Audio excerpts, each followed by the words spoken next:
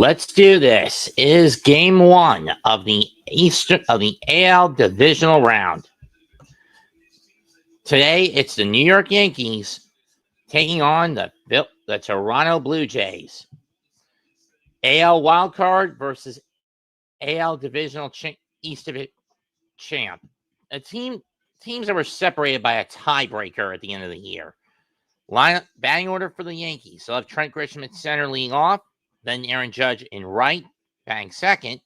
Cody Bellinger batting third, playing left field. Ben Rice cleaning up at first base. Giancarlo Stanton batting fifth and DHing. Jazz Chisholm Jr. at second. Ryan McMahon at third. Anthony Volpe batting eighth at short. And catching Austin Wells. They face Kevin Gausman. This is a team that was no easy out in the outfield. Average outfielder batting average 276, collectively 112 home runs, 310 RBIs, the most amongst all the majors for outfield hitting. Aaron Judge has been a mixed bag lifetime. Career 294 in the regular season, postseason 212. By contrast, Toronto comes out with George Springer leading off at DH. Nathan Luke's at second. Bats second, playing right. Vladdy Jr. at third, playing first. Addison Barger at third, cleaning up. Alejandro Kirk behind the plate, batting fifth. Dylan Varshow in center, batting sixth. Anthony Santander in left, batting seventh. Batting eighth, Andres Jimenez at short.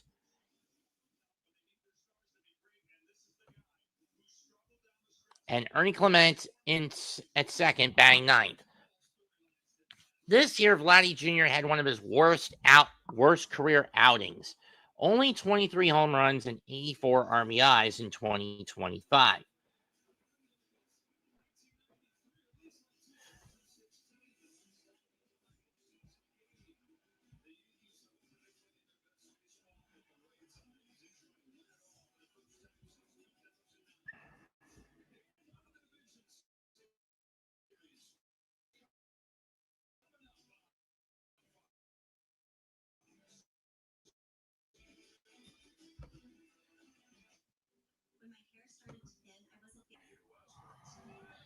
Toronto looking to get over that over hump in this new format.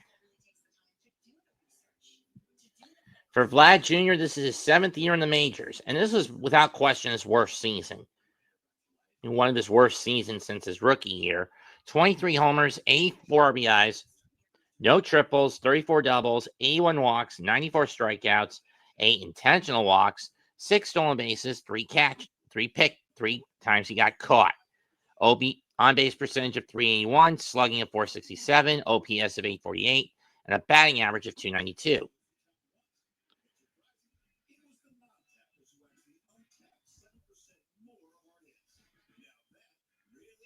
Was it his absolute worst season? No, I would argue his rookie campaign in 2019, where he hit 15 homers and 69 home ribbies with a 272 batting average, was his worst. One could argue the 2023 campaign, 2694, 67.5 and a hundo, was bad too, with a 264 average, but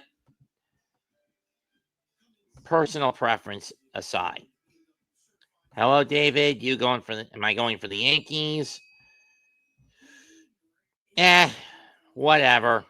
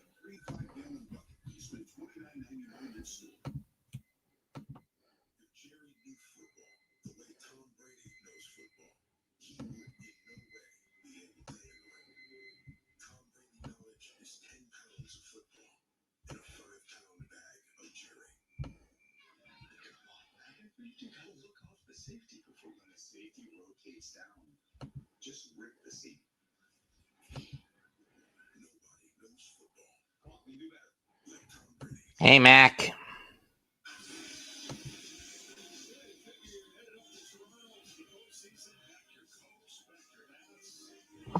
And we gotta look at the Rogers Center, the former Sky Dome in Toronto. Mostly sunny, 77. Roof will be open.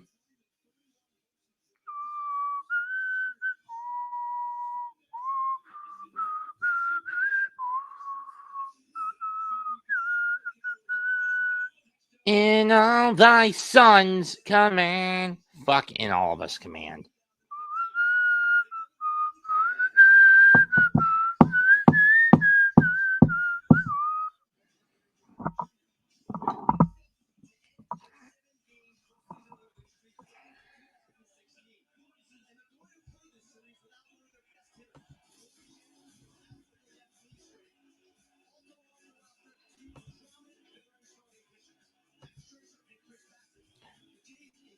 Not on the ALDS roster this year, for one reason or another for Toronto. 25 postseason starts for Max Scherzer. Bo Bichette out with a knee injury. And Chris Bassett, despite a 206 career average ERA against the Yankees, Toronto kept him off the roster. Why?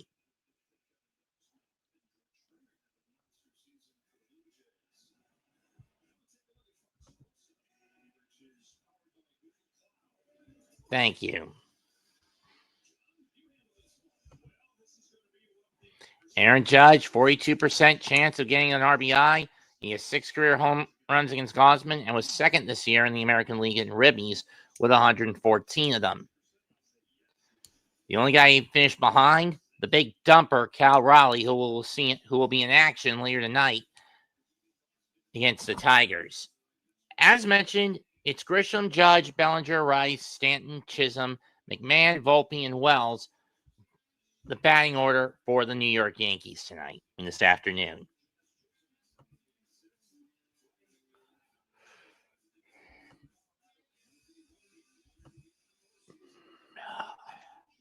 And we are underway, so let's play ball.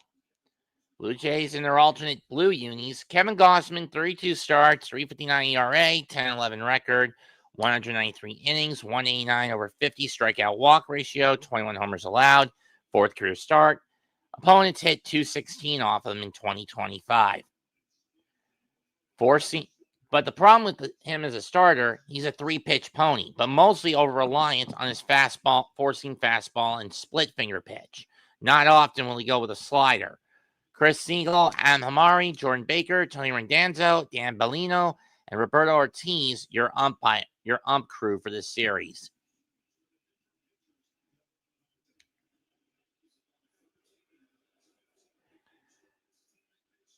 The Bluebirds amongst the Bluebirds are out, and Trent Grit are in full force today in Toronto.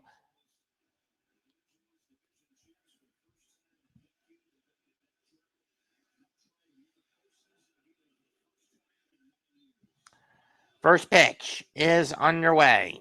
On the way, and it's chopped.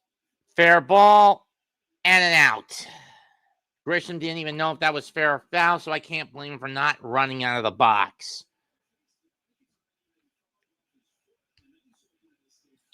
Grisham arguing that ball was off his foot. Let's see. Did it hit off his foot? It did, off the tip of the toe.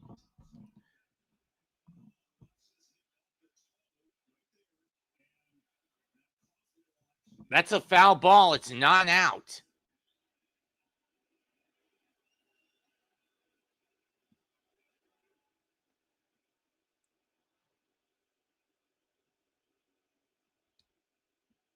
Or they're saying it isn't out regardless.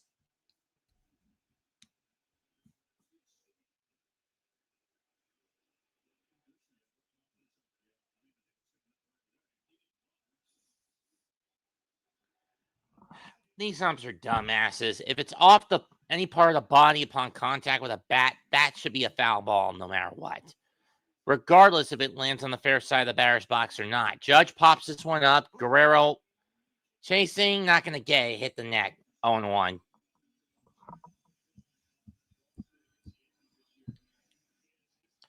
At least they're consistent with with the whole ruling. If the ball hits the safety netting, it's dead. If a foul ball hits the safety net, it's dead rule.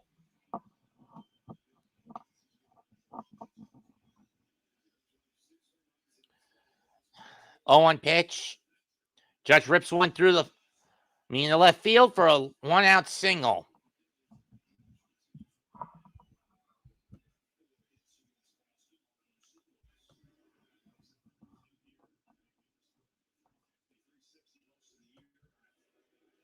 I know, David.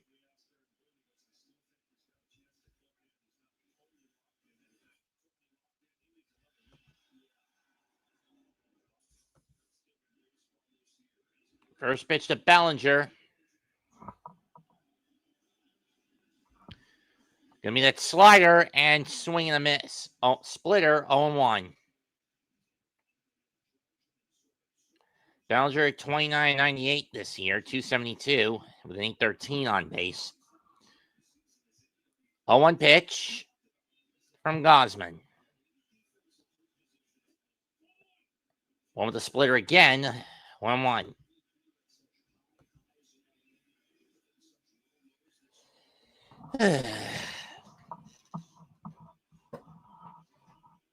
Gosman, Bellinger calls time. He uses his batter's timeout.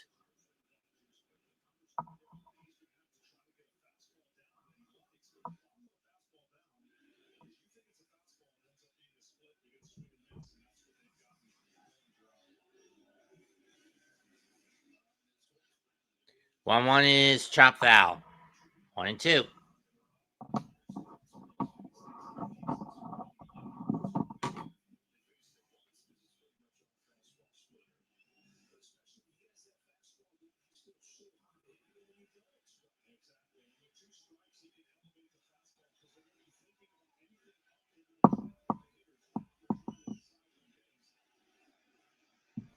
One, two, and that's foul down the third baseline.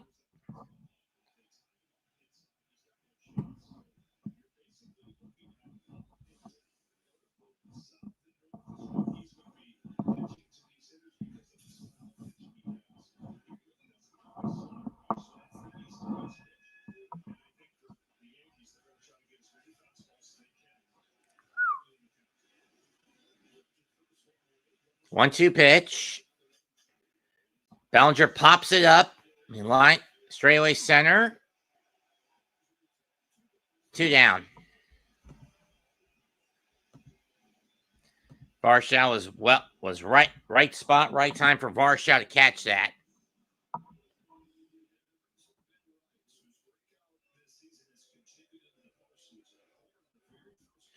Here's Ben Rice, 25 homers, 6 homers, 65 RBIs, and a 255 average this year. Had the 2-run homer that galvanized the Yankees in the series against Boston. Chases the splitter, strike 1.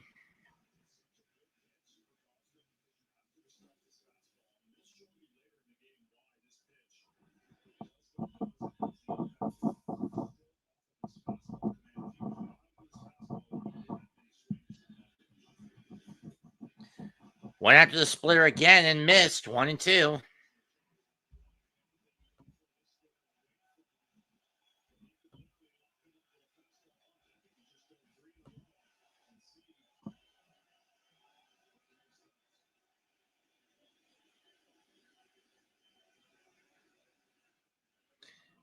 One with the splitter again. This time Rice lays off. 1-2.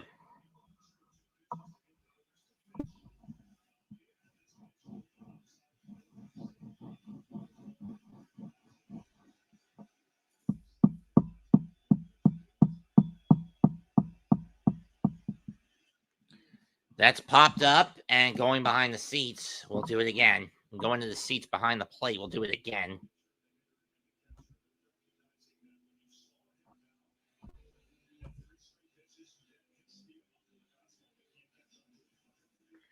Don't really have one. 1-2 pitch. Got him. Chase the splitter again, inning over. One hit for the Yankees, and they strand the judge at first. Blue Jays coming up at the end, on the opposite end of this commercial break. No score through half an inning in Toronto.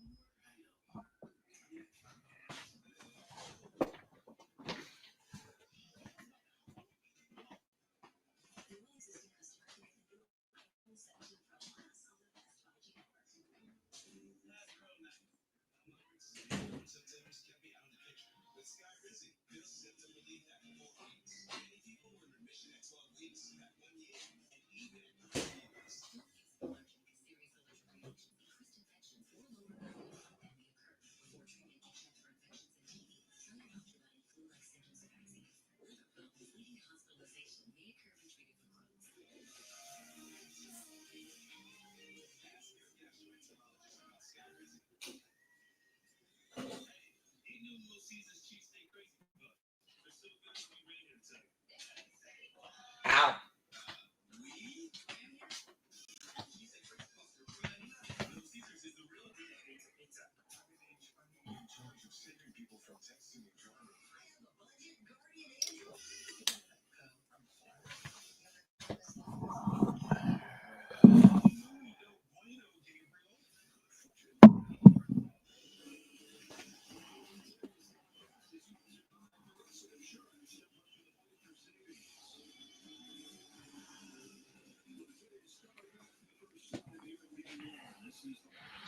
And we are back. George Springer leading off for the Blue Jays from the DH spot.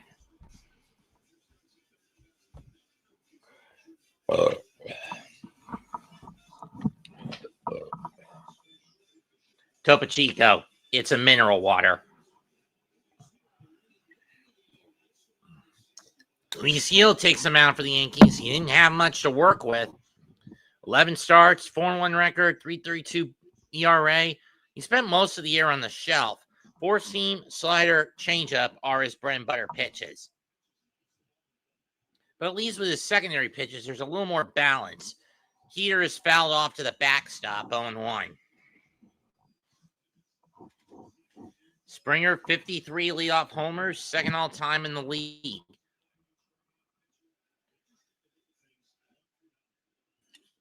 Owen is grounded to third. McMahon fires across his body to get Springer, one down.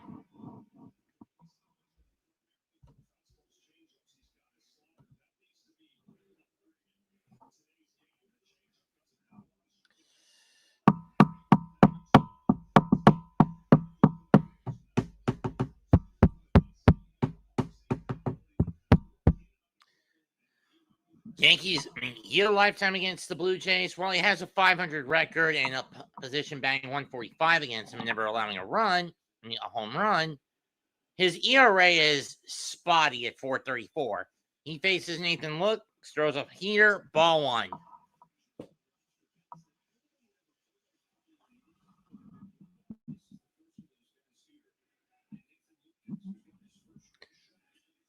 Up the middle, scooped up by Volpe, fires over the first, two down.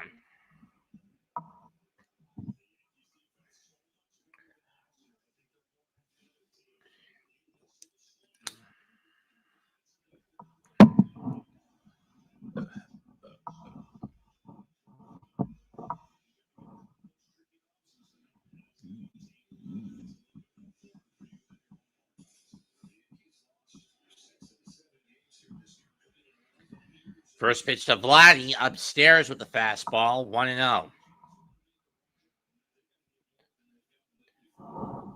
Vlad has been homerless in his last 89 at-bats. He's looking to end that drought. Takes a big cut at the slider, but he fouls it to the backstop. Oh, 1-1.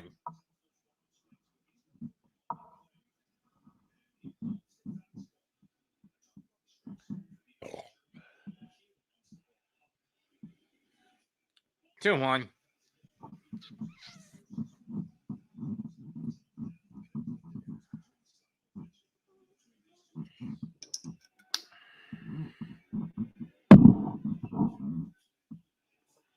That's driven to left field. Back, wall, and that ends the homer drought for Vladdy. Blue Jays draw first blood.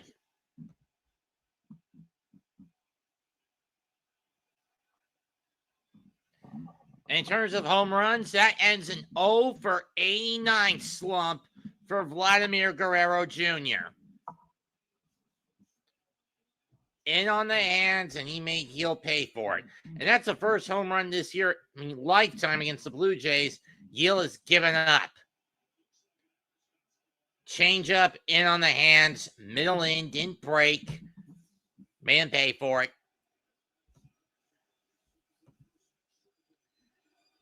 And Toronto scores first.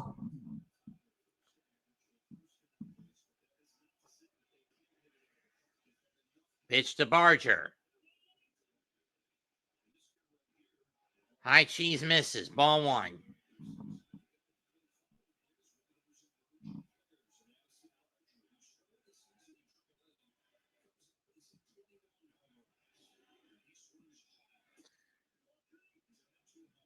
Ball two.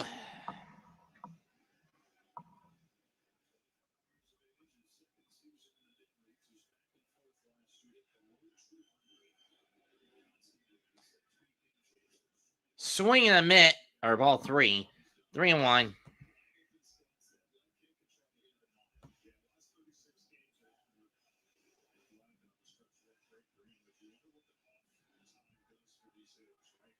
Oh, they're saying 2-2 now. Okay.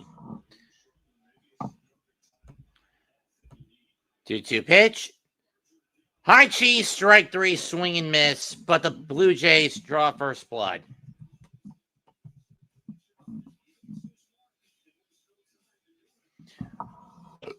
One run, one hit, and nobody left for Toronto.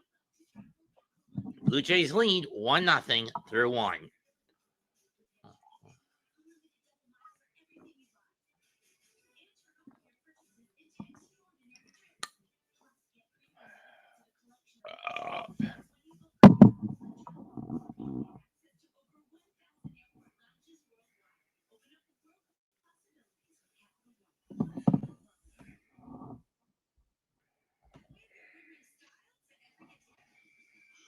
Derp, derpity derp, derpity derp, derp, derp, derp, derp, derp, derp, derp.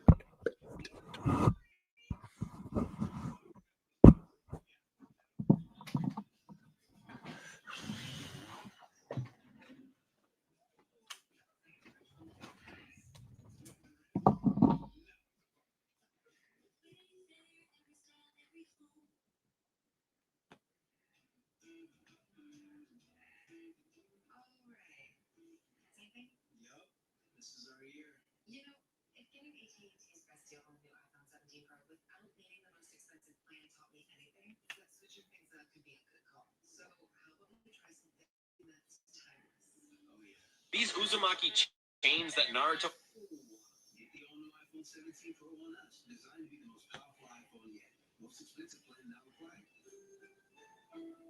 Liberty Mutual customizing.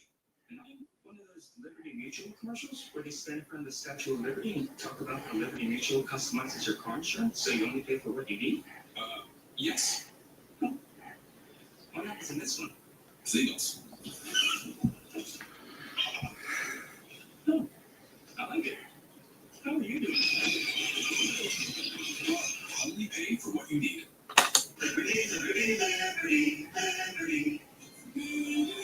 Good guys, I love native. Yeah, we should give this to the mortals. User native deodorant.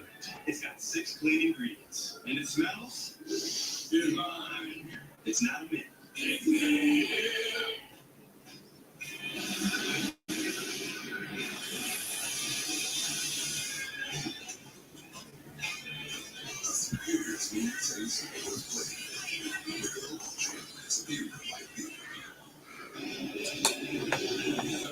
Dressed for the occasion. Black Jr. after hitting his first career postseason home run. As Blue Jays had 1-0, Kevin Gausman goes back to work.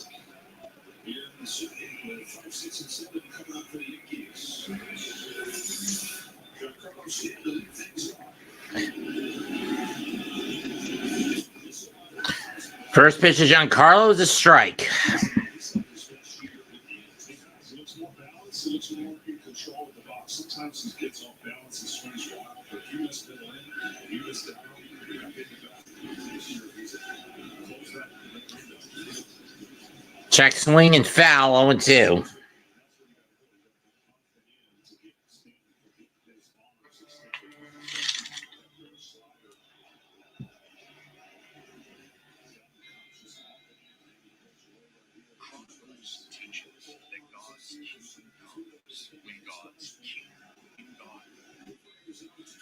Oh, 2 ripped, scooped up, throw over the first, high, but he got him.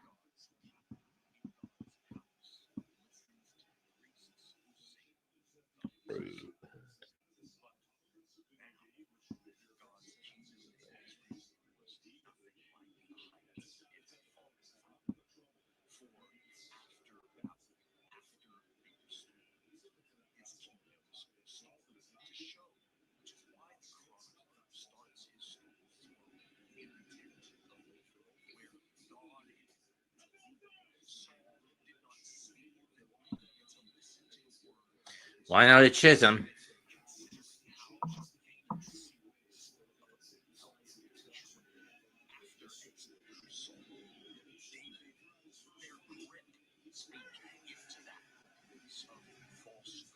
One.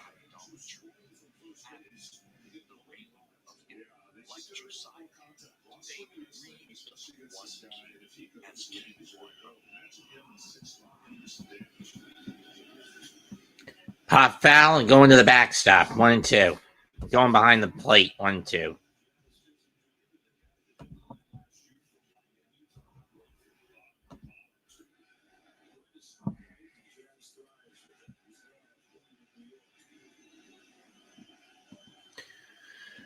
One-two pitch. Driven into right field. That's going to drop for a base hit. Scooped up in right by Lukes and holds Chisholm to a single.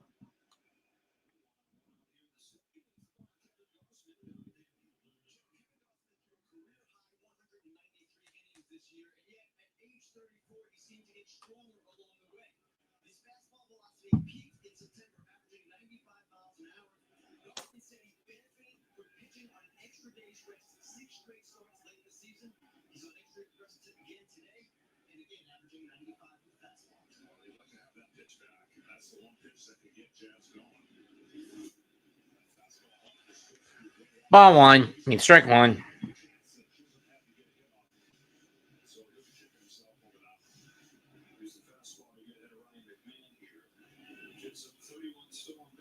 Now the Yankees, you talk about them beating in more ways than just the homer. They need the majors and sweeps. 1-1 count to McMahon.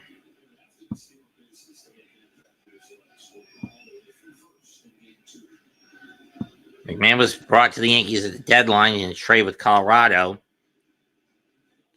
1-1 pitch. Takes strike 2 over the middle from Gausman.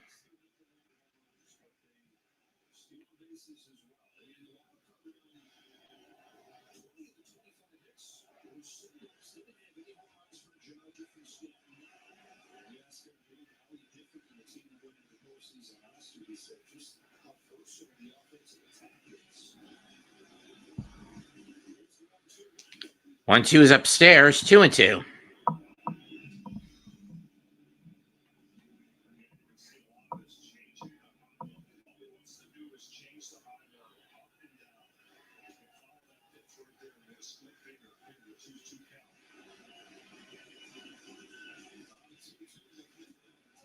Two just misses the outside corner, the plate, 3-2.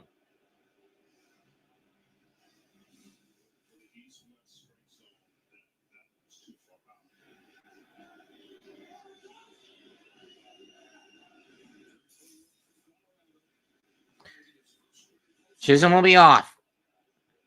We'll try to take off. He gets checked, looked back, and thrown back too.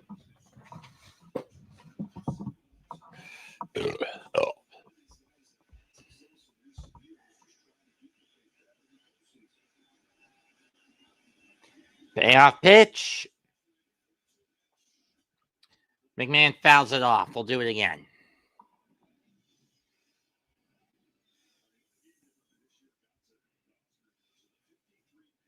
Later on tonight on FS1, it's Tigers versus Mariners in their game one. Well, over on TNT TBS in a couple of hours, it'll be Dodgers-Philly in their game. Dodgers and Phillies in their first game of their series. Volpe waiting on deck. McMahon, 3-2. Rip to right. Whoa, what a catch by Vladdy, and he'll double up Jazz to end the inning.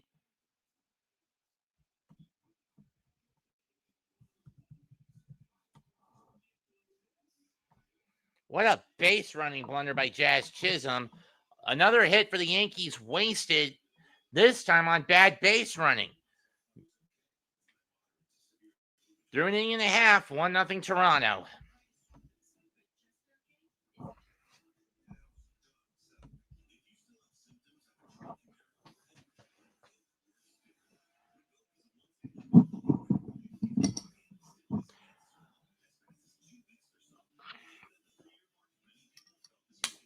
A U3 double play.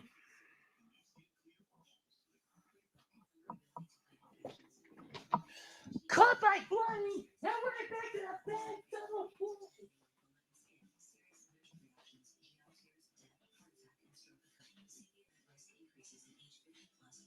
Yeah.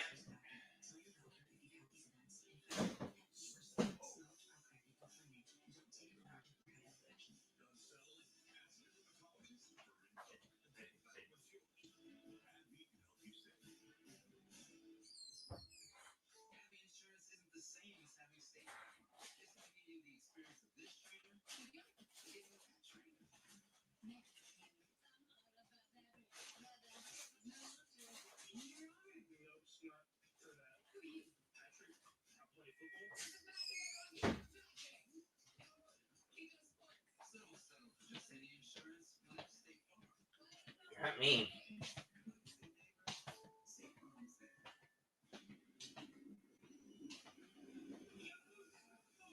Well, I'd be surprised if eBay and other shopping sites are involved.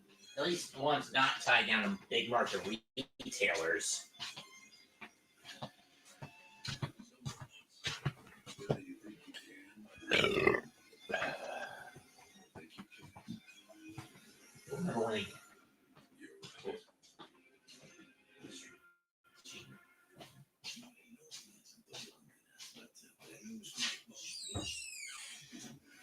Nope.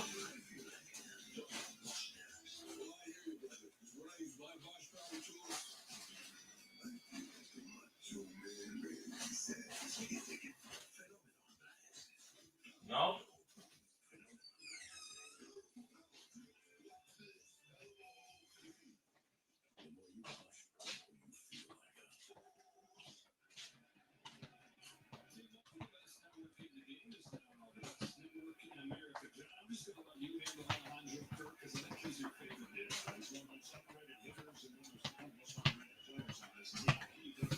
Here's Alejandro Kirk. He's still out there. And he rips this one to left field, and that one's gone.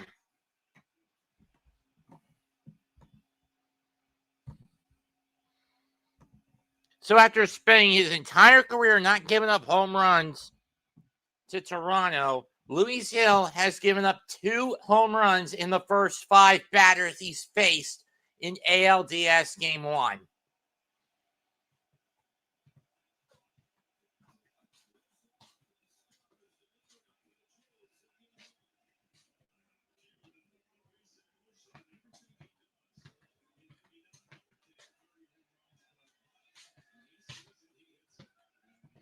The home run jacket slips on the Kirky, on the Alejandro, and Toronto's up 2-0.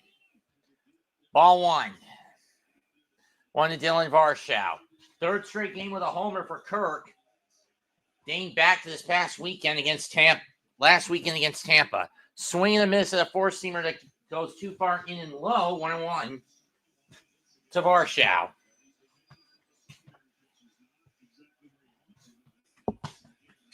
One. That one gets away, 2-1. The next slider gets too far out way, 2-1. For Varshow, despite the low 238 batting average this year, he did manage to meet his 20-homer quota. Third straight year he's done that.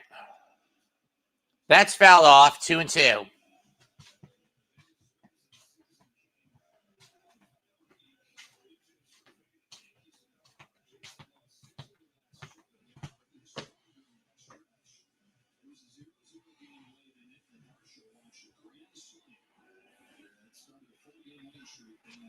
Two-two pitch. Upstairs, full count. Gill is starting to lose focus.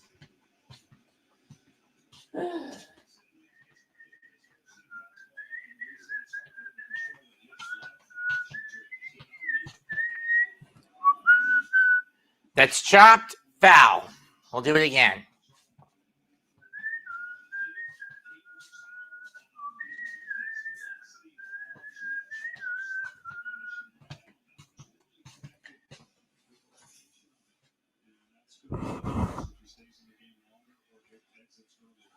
True. Payoff. That's fouled off down the right field line. We'll do it again.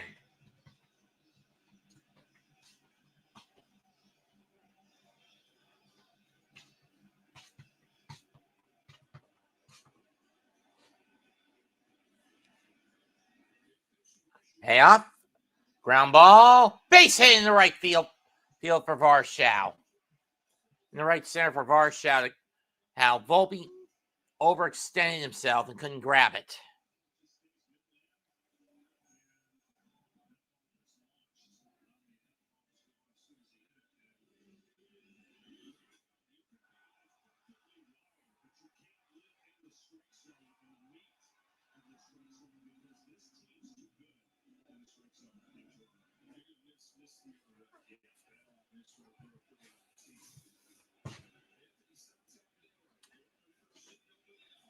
Santander fouls that one off to the backstop on 1.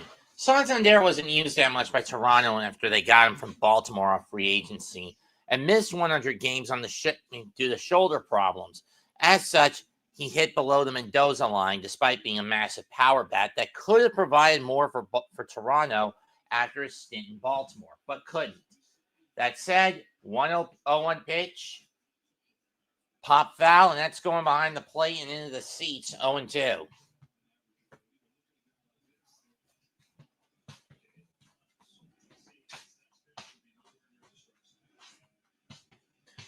Gill being forced to work here in the second.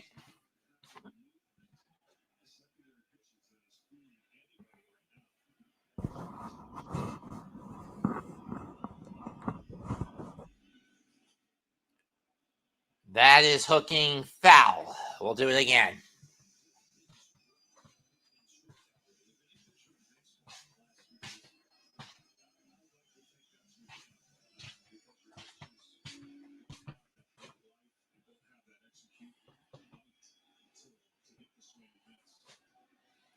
Matt Blake, the pitching coach, is going to have a lot to work with. 1-2 go over in the offseason if the Yankees get knocked out in this round.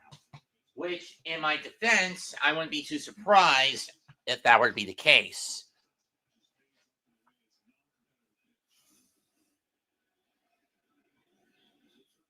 1-2 pitch. Foul off again.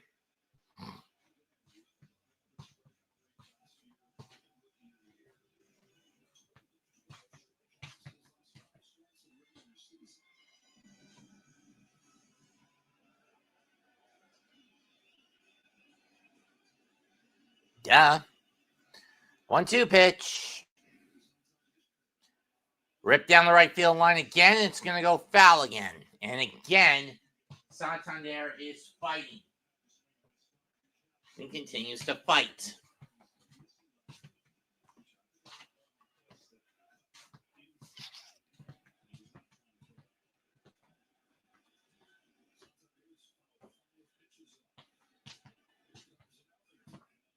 2-2.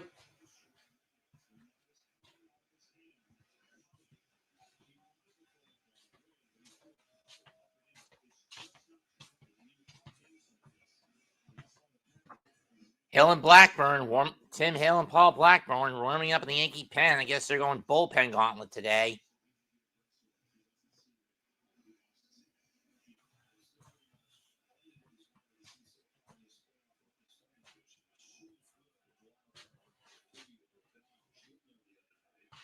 Two pitch. Santander pops it up again behind the plate and into the seats. 2-2.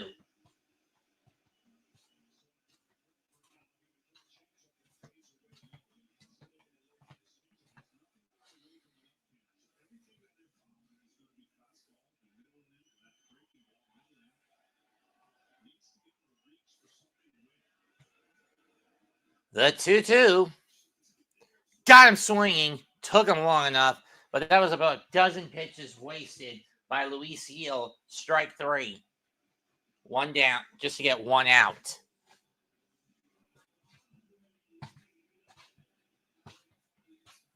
Never heard of the SPLC. Anyway, here's Jimenez.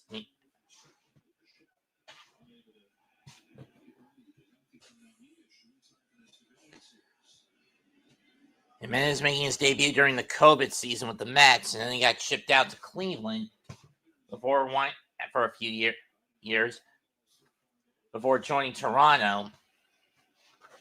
This is his 18th career postseason start. The bulk of those were after he left the Mets and joined the Guardians or Indians, and then being traded to Toronto. Jimenez hits this one to right. It's playable for Judge. He's under it. 2 down. Forcing Varsho to retreat back to first. Toronto Blue Jays this year against the Yankees, 2-4 with a -8 run differential, .230 batting average, and 3 homers. But at home, 6-1 with a +19 run differential, a batting average of .291, and 10 homers hit off the Bronx Bombers. Whereas when they were playing at Rogers. Swing and a miss on the slider by Clement, 0-1.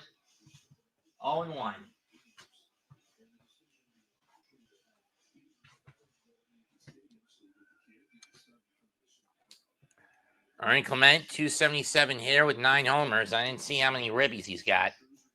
0-1 pitch. Foul off on the slot, and the slider is fouled off. 0-2. Yeah, I wonder if Gosman's loving the fact he's getting this much rest, specifically after the Santander at bat. I don't know.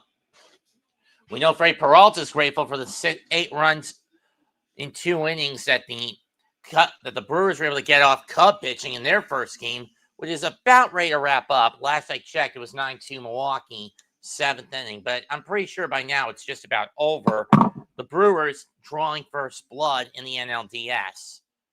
1-2 pitch from Yield to Clement. Popped foul again.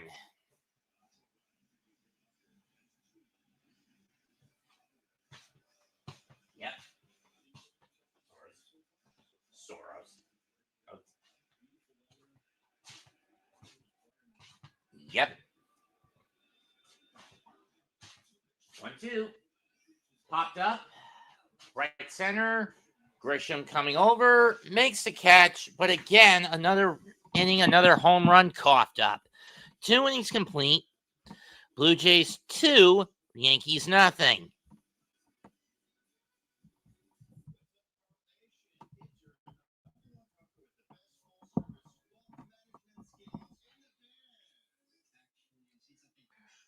American baseball on strike. What are muggle baseball players on strike? Hate issues. Oh.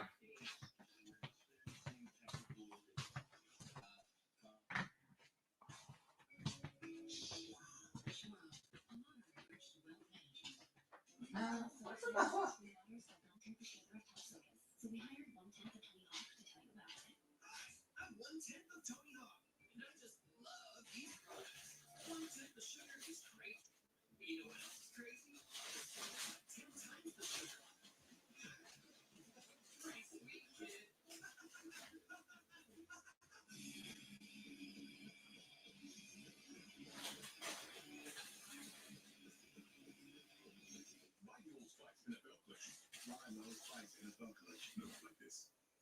Spice NFL collection. Old Spice NFL collection.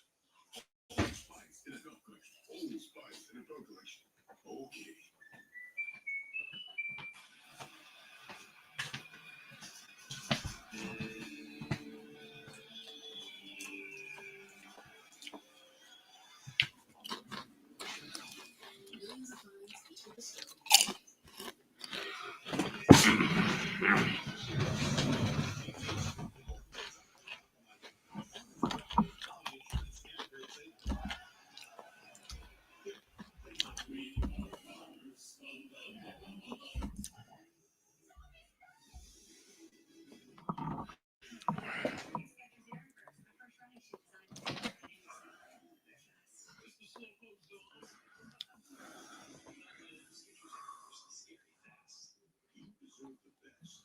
Performance, durability, affordability. Only one place does it all. ALDS. This weekend, 3 5-gallon buckets, so $29.99 in store. The regular season and the stage is set.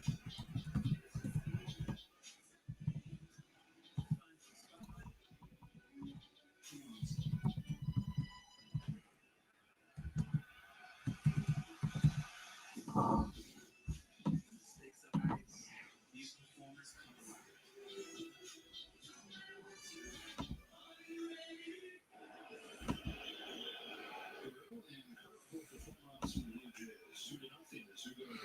First pitch to the Fox, Anthony Volpe.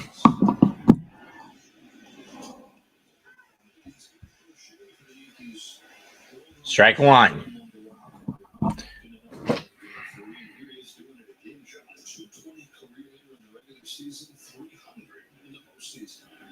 This guy's going to still be a great player for the Yankees. I know a lot of talk this season. Volpe hits this one to right center field. It's deep, but it's playable. Varshow in the middle of the track, and he'll make the catch. One down. Late, still to come at 6:30. Dodgers and Phillies, and coming up at 8, Tigers and Mariners. Former on TBS, latter on FS1. Troy Melton and George Kirby will take the mound for the Tigers and Mariners, respectively. Probably a bullpen gauntlet for the Tigers tonight. Austin Welk now up, and first pitch grounds it to second. Throw over to the first, 2 down.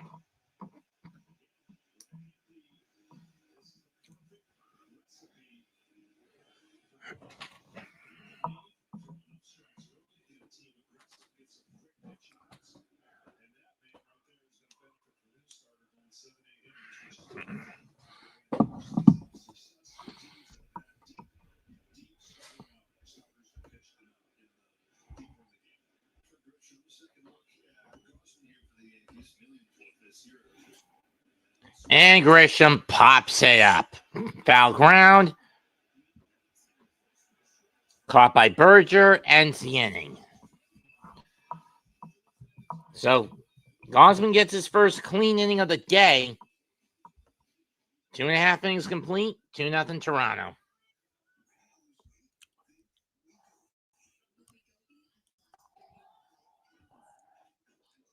In game number 1 of the American League Divisional Round.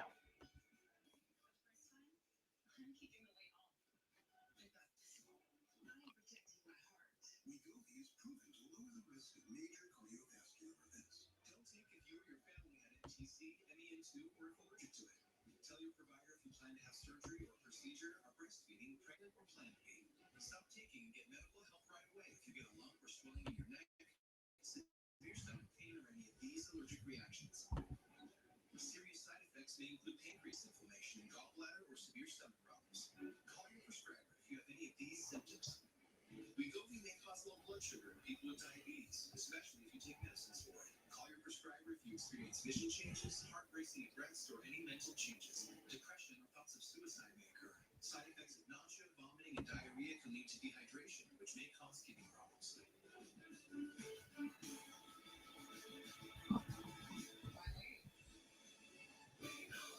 Ask your prescriber about Wegovy today.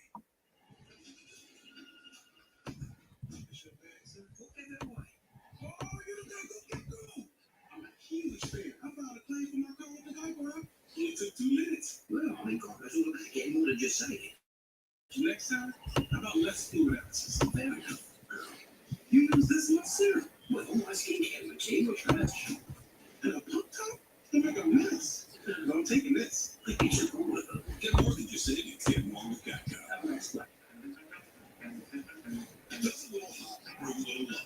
AI from Google Cloud figured out that over half the players hopped the foul line during the World Series.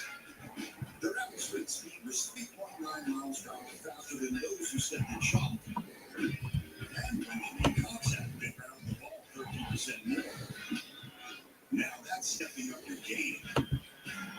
Catch the game like never before with AI from Google Cloud.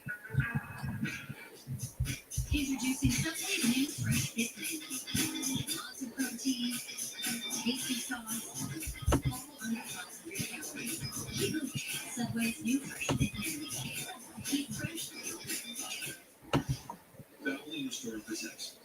A first-of-its-kind innovation that returns pistons to factory clean by removing up to 100% of deposits. Restore your engine to perform like new. Restore and protect. Another first from Valvoline.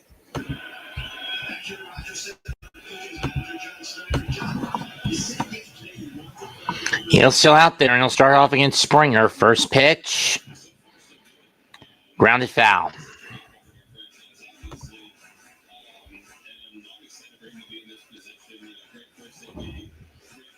John Schneider the manager of the Blue Jays, led into their first AL East title since 15. Question is, can he lead them back to their first AL championship round since then? And lead them by proxy to their first World Series since the last time they won it, which was back in 1993.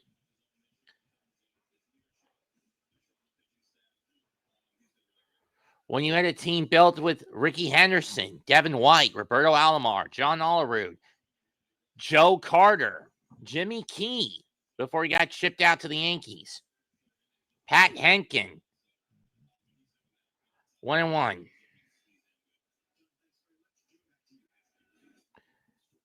Goes slider this time, and he misses. Swings, and it's a swing and a miss. 1-2. What? Excuse me a minute. Springer pops it up, center field, back on a Grisham, 1 down. Saw my lawn, Grisham. My lights were done.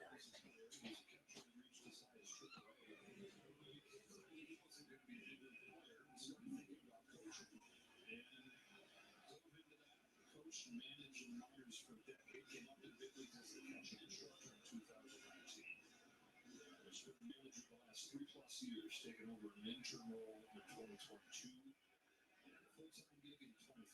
If you can see what kids downstairs.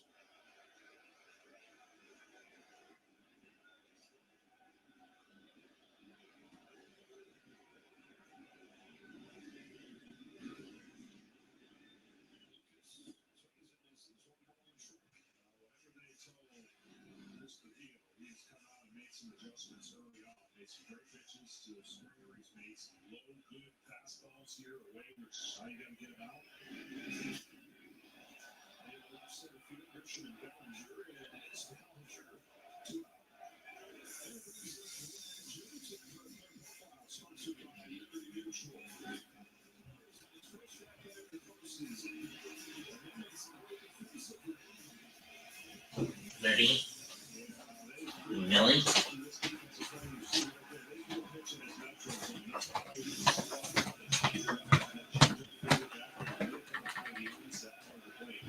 Melly. 2 outs. Sorry if I missed them. Junior takes strike 1.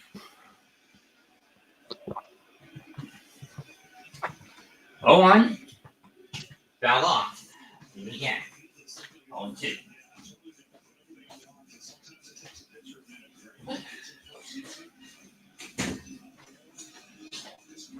Ow. My neck again.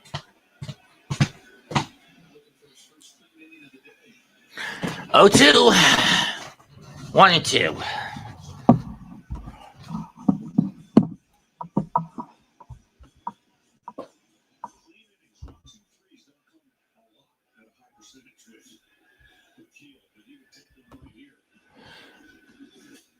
One, two is ripped in the right center for a base hit for Vladdy, so he's got a single to go along with the all we got in the first in his last at bat.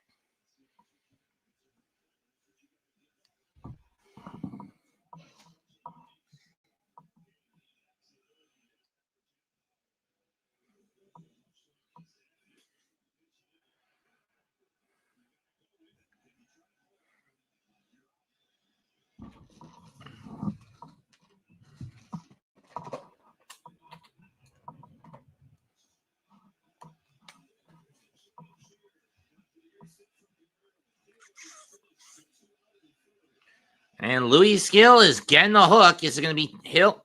Louis Gill getting the hook after 2 2/3.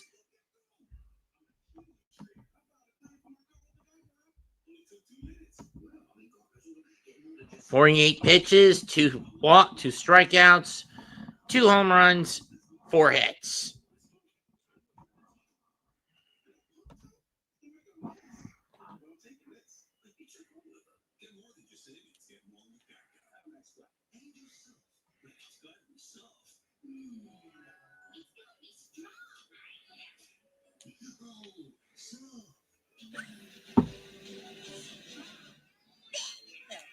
Genius versus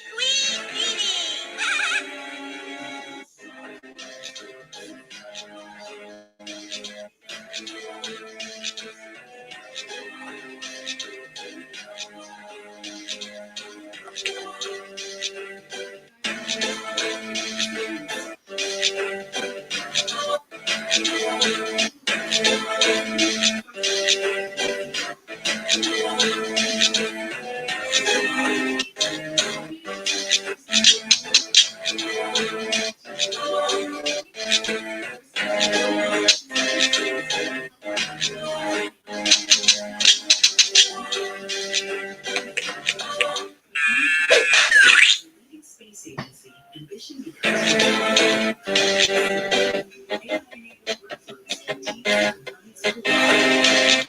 stays on course.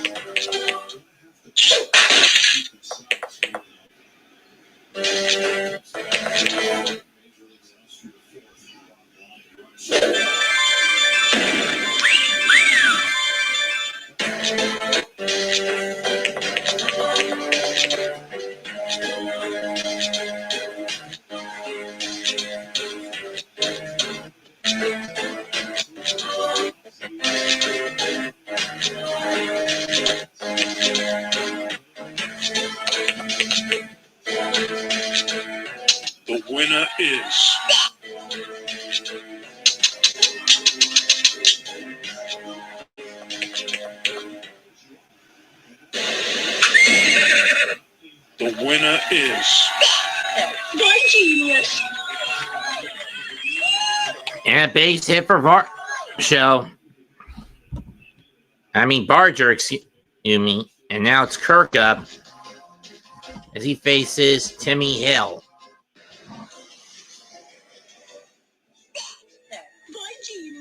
Versus Major Glory. Strike one.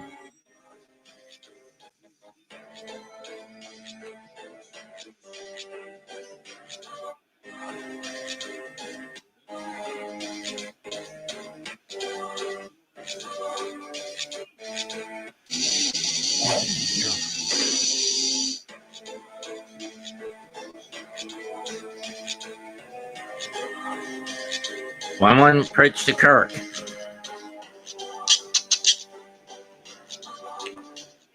Fouled off.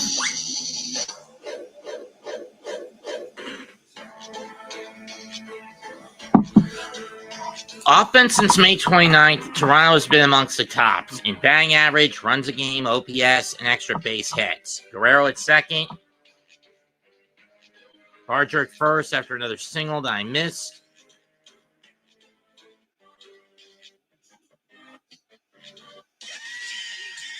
Two and two. Get new Little Caesars cheesesteak crazy puffs. They're so good, we right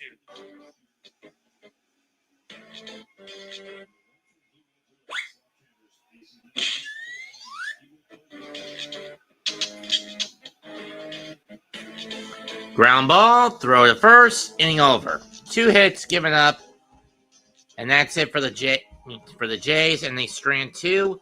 3 innings complete. 2-0. Think Toronto. Judge due up in the 4th.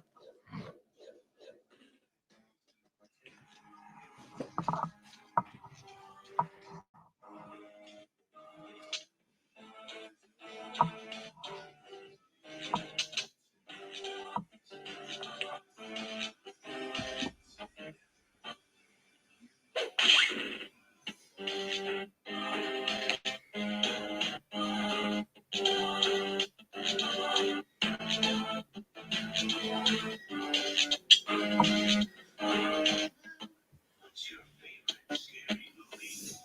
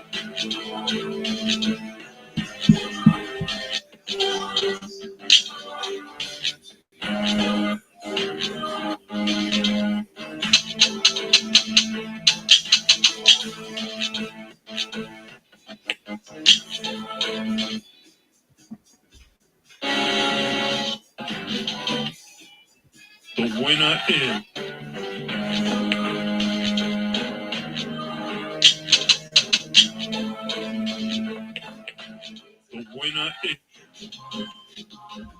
versus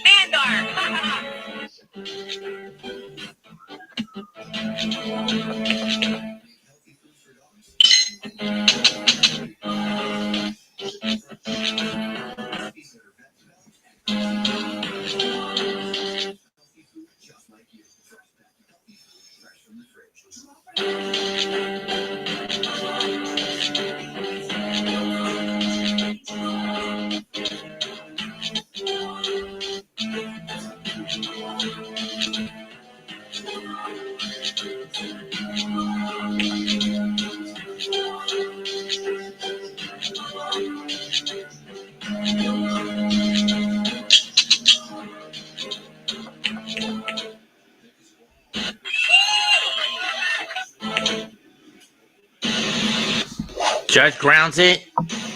1 down.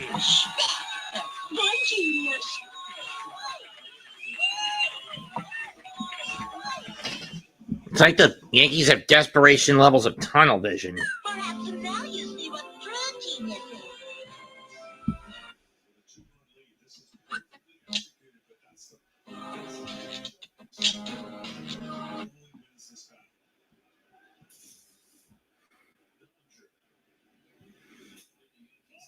Ball on the Cody Bellinger.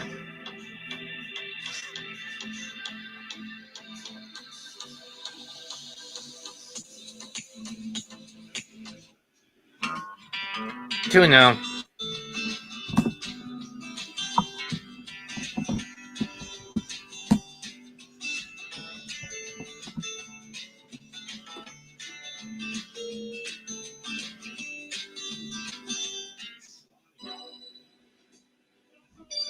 Three now.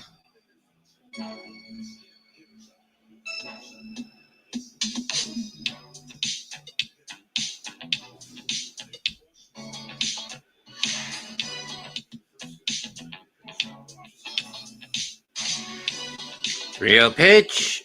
Strike one.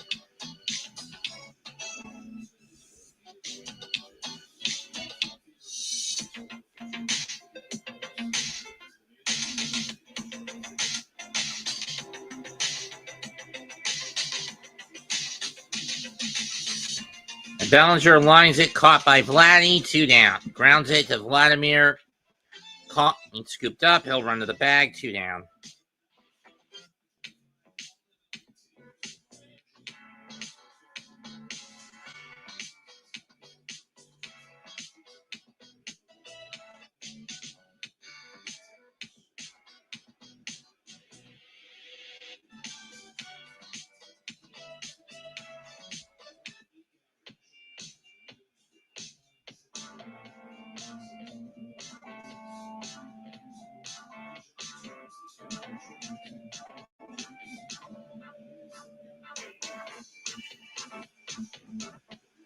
Oh, one to Ben Rice.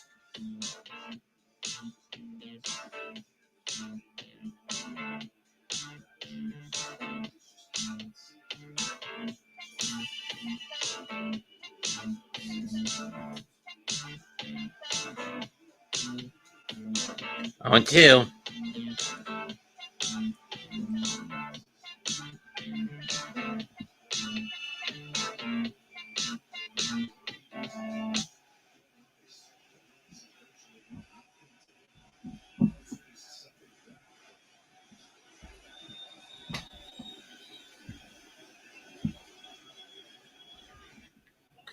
In the dirt.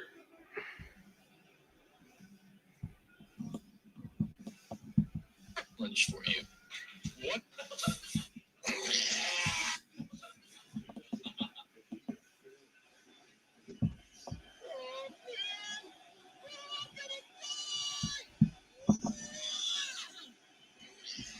1-2 pitch to Rice.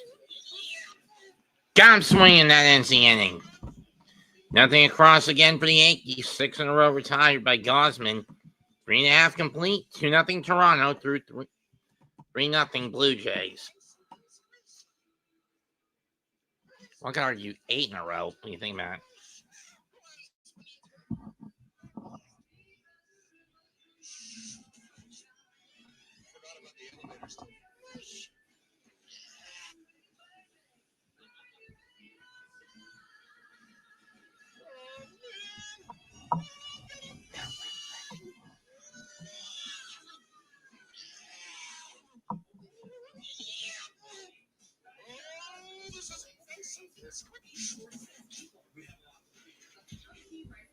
Everybody can make whatever they want, and it's funny to know that. Absolute game changer. New York definitely takes some abuse from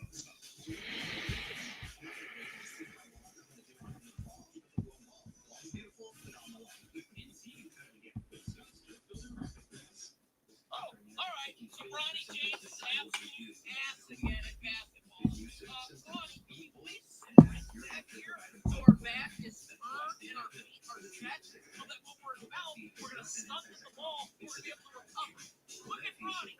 Walk, walk, walk. Now I see her going towards the ball on the kick out. This is moving around. What the fuck were you doing? No, Ronnie. Handoff like this. I am always going under and being Grayson Allen on the other side. You come over like a dumbass. And Ronnie James has the guard skills to make it 2-year-old. There's traffic here, Ronnie. What the fuck are you waiting for? Get this pass through to Jackson Hayes. I can either get dunked over the top of Devin Booker, or that creates a wide open corner three. What the hell are you waiting for? Half shirt, half jacket. Excuse me? Like brunch. This drives me to fucking outer space. Ronnie is 1 for 12 shooting. So he's in the corner, you can't see him.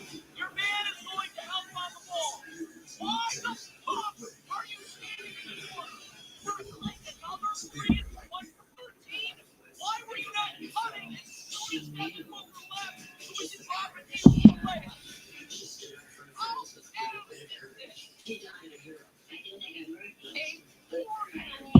Has more defensive skills than Ronnie James. This is like fucking elementary school stuff. Just guard the ball. That's all. Oh, shut up, Boone. That's outside ball one of our show.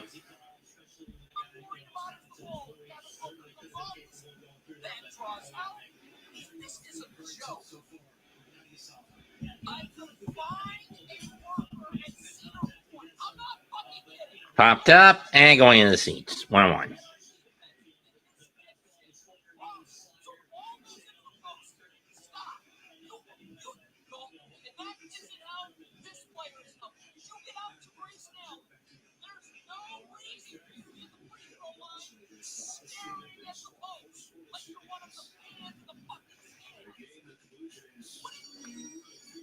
What the hell was that? You have like 10 shots of body now. What the fuck?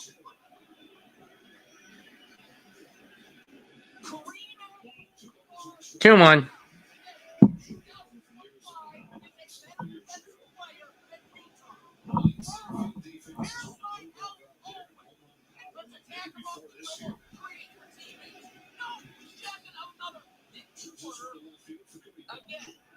Driven to the left and caught by Bellinger. 1 down.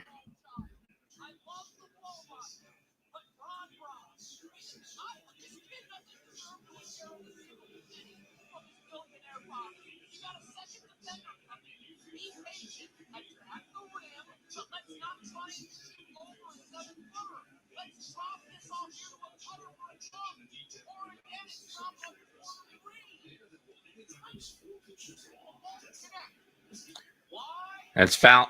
Driven in the left field corner. Is it fair or foul? Foul.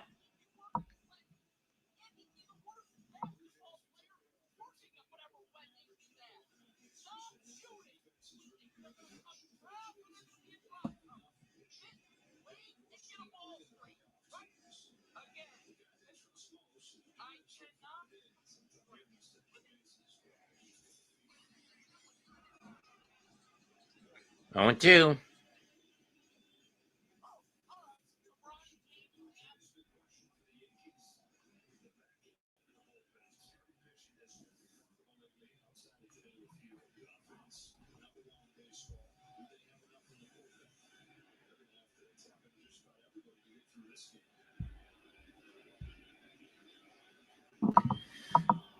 The only other game that went on prior to this, Milwaukee and Chicago is over. Brew Crew win 9-3 and take a 1-0 series lead on 8 runs in the first 2 innings alone. Getting all 9 of their runs in the first 2 innings alone. 2-1.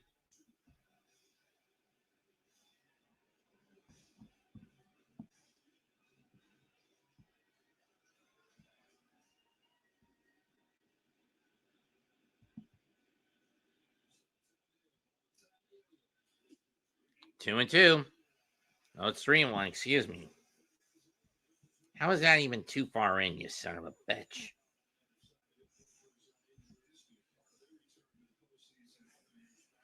If this series manages to go to Game 5, October the 10th at 8 will be the fifth game of the final game of the series. If it gets that far, just to point out. Big F. 3-1 from Hill. Strike 2.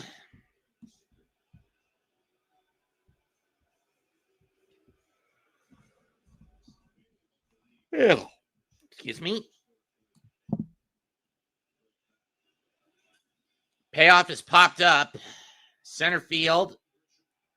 Fly ball to center. Grisham under it. 2 down. Fox Super 6 MLB win sponsored by DraftKings. Win $10,000 in prizes. Play for free.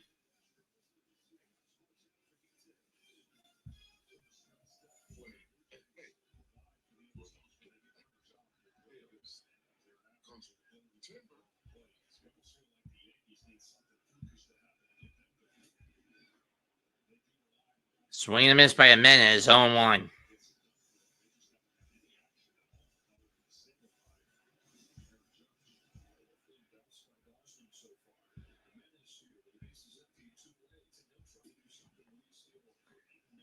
I mean, 0-2.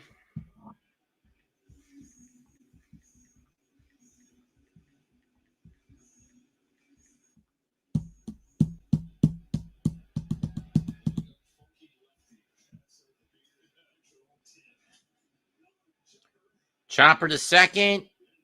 Underhand by Jimenez. By Chisholm. Inning over.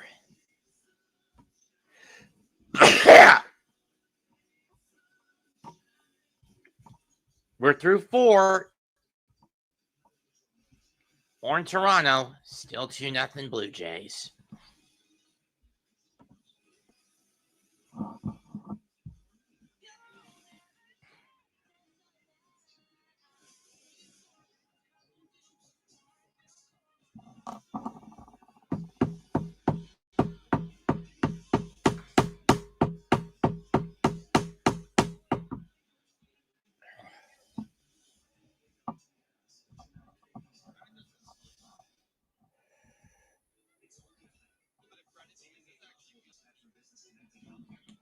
I think this is their second. Still ranking it.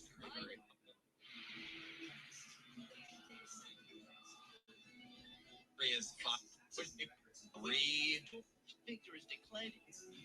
Overall, I thought it was a fine list. I like the top half better than I like the bottom half. Sho Makoto and Amon Manjome. I don't think either of those duels are top 10 worthy.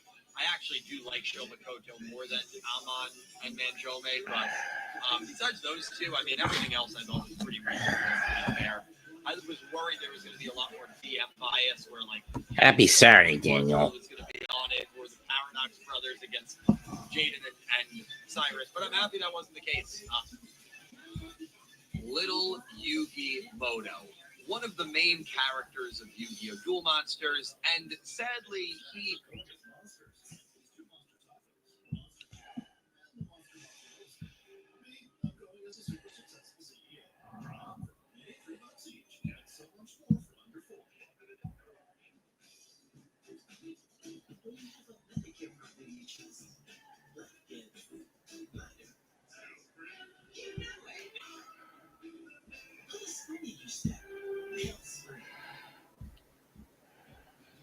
My husband takes his watch party grilling duties very seriously.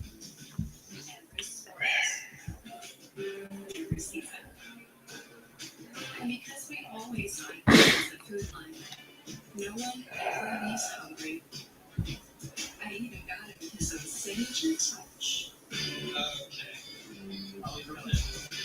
Here with fresh food that's always affordable. Food line, here for every home.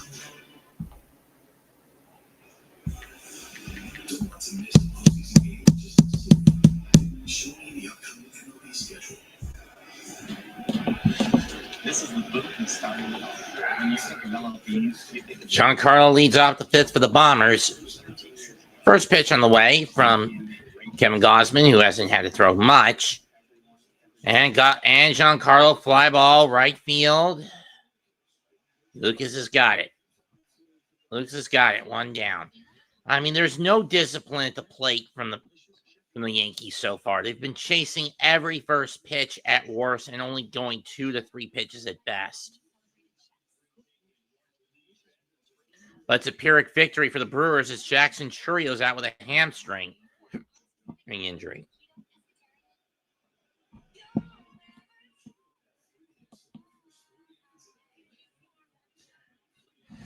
First pitch to Jazz. Ball 1.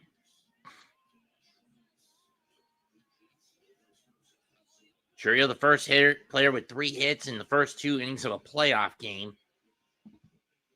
First team with 9 runs and 10 hits this postseason. This round, swing and a miss by Chisholm, 1-1.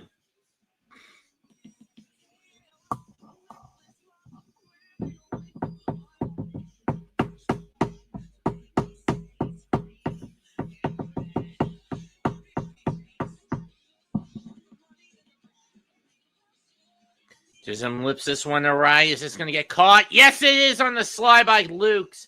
What a catch. 2 down. He took at least a double away from Jazz on that one.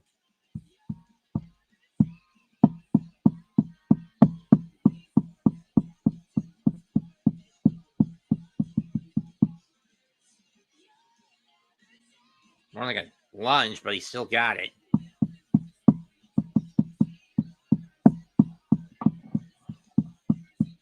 This game is moving at a pretty efficient clip.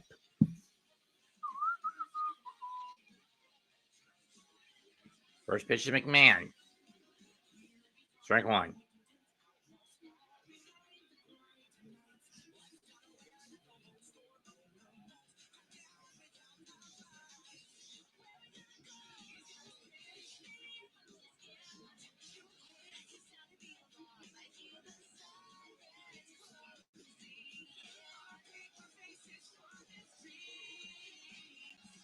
Strike 2.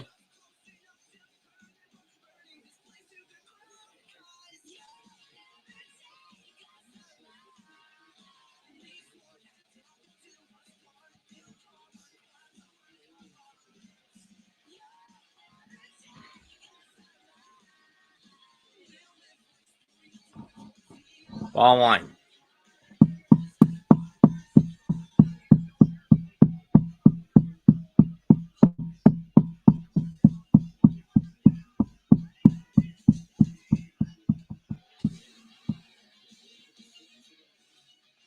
That's foul off.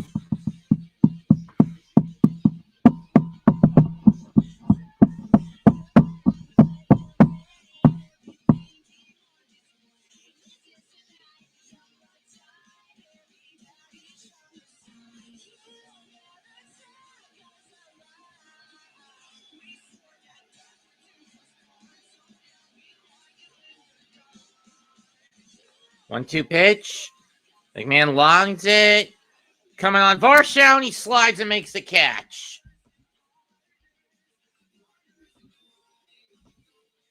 Halfway home, still 2-0 Blue Jays. Gosman is getting off easy because of how often the Yankees are swinging at everything.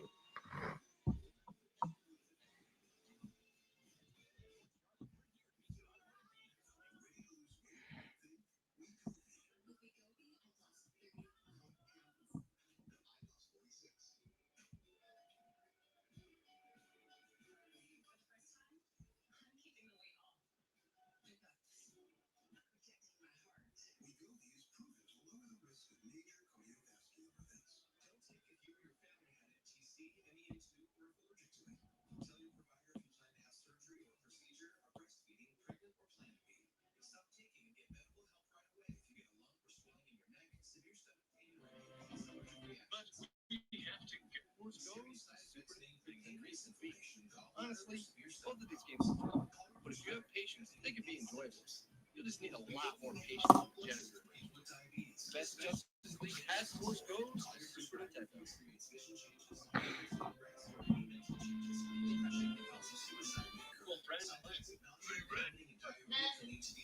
Volcano punches. Women in bikinis. What did that terrible bikini man? You know, no. Justice League Task Force. Those other suggestions coming. We'll get to them. Also, check this out, please. Is full of risks. I present to you the world's most protected business. Creed, we have AT&T Dynamic Defense. It prevents malicious threats. How did you just get in? There's no door. Oh, that finished it. Somebody say door. Light him up, Bobby. Take Willoughby. Yes. Take Willoughby. Which one?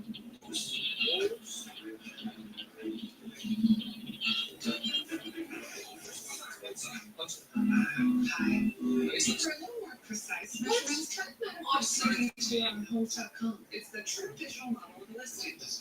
Yeah. How about this? Just fucking get one in there. Find a place. How about Mexico? It's here. That's 2 junior bacon cheeseburgers, medium fries, so you better be on your way. It's from no one. Number one kill for the number one.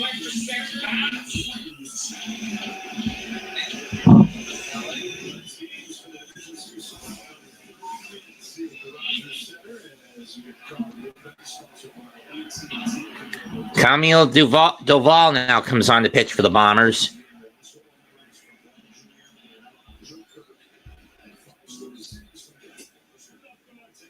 Ball one. A lot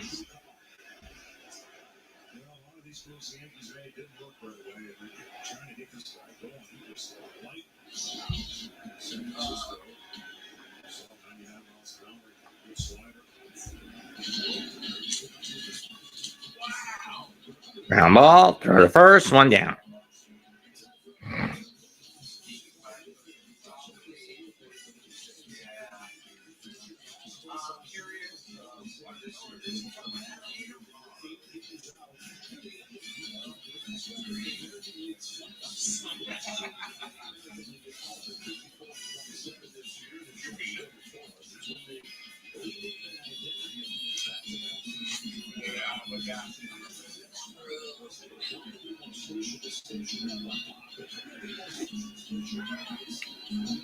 Ball one.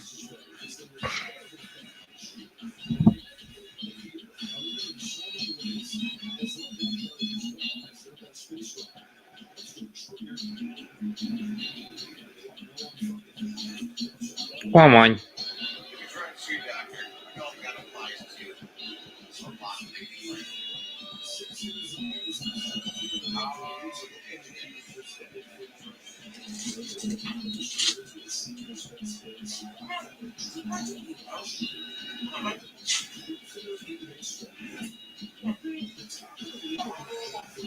Two one on that pitch.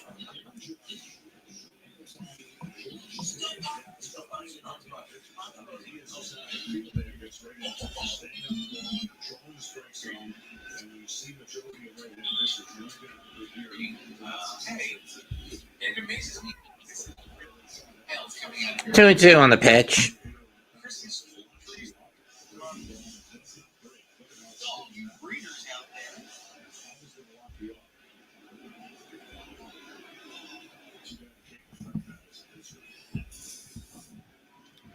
Two one pitch is ground ball. Shortstop's up to short. Volpe fires. Two down to get Springer.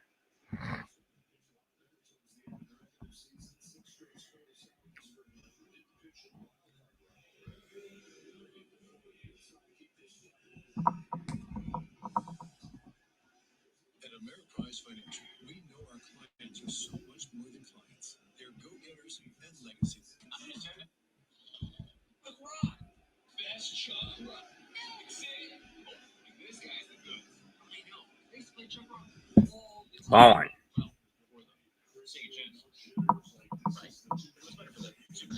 Oh, Is Snake Venom the strongest beer in the world at 67.5% alcohol by volume, brewed by Scotch brewery Brewmeister? Yes. Best shot rock game. Chuck Rock is a side-scrolling platform developed by Core Design in 1991. It was originally released for the Atari ST and Amiga. It was later ported to the Commodore 64, Amiga CD32, Sega Master System, Sega CD, Game Boy, and Game Gear. Today, we're looking at the Super Nintendo and Sega Genesis version. Ground ball. Volpe scoops it up, and Lukes is out to end the clean inning for the Yankees. Nothing across for Toronto, but they still got the lead through 5, 2-0 Blue Jays.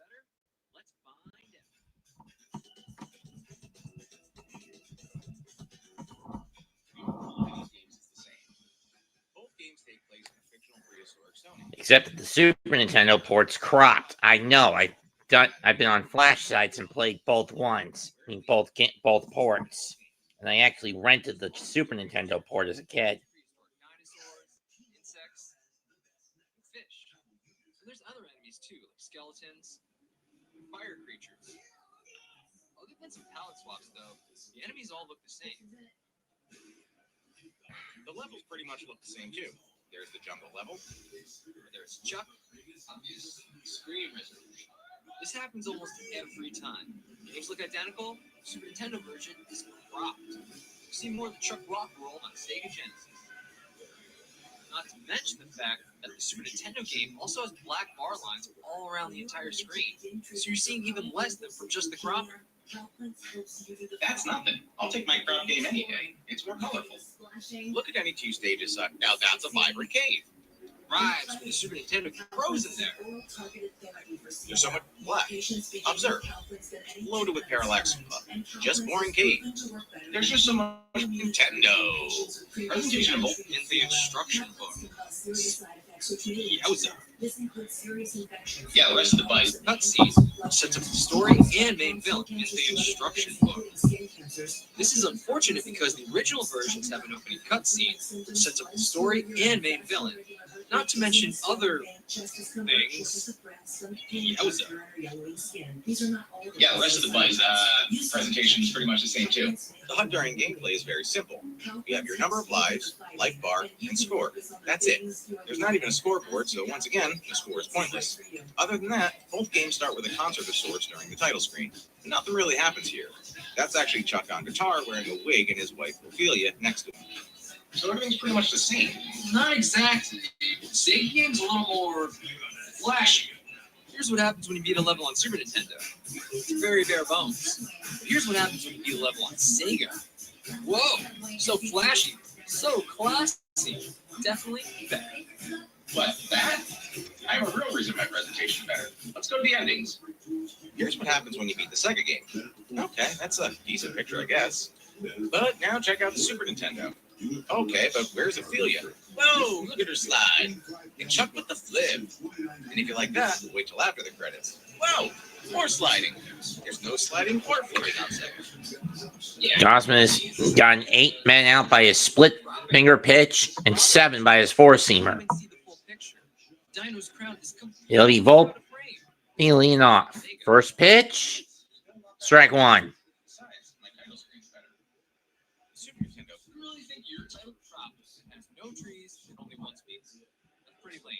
But here's the more impressive part. On Sega, the characters actually move when their instrument is being played. Watch the dinosaur with the bass mixing. Strike 2. Pretty cool. He stops moving when the bass drops out. Now watch Chuck on lead guitar. He only moves his hands when you hear the lead.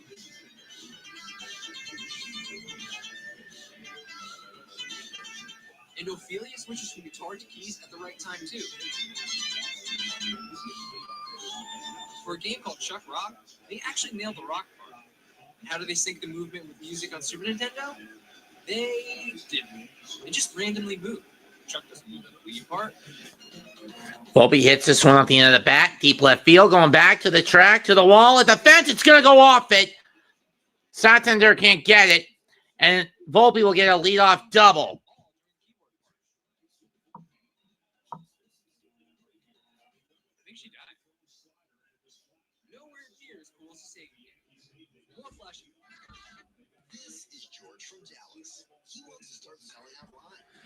Got a bit under it, but enough to where Santander wasn't going to be able to get it.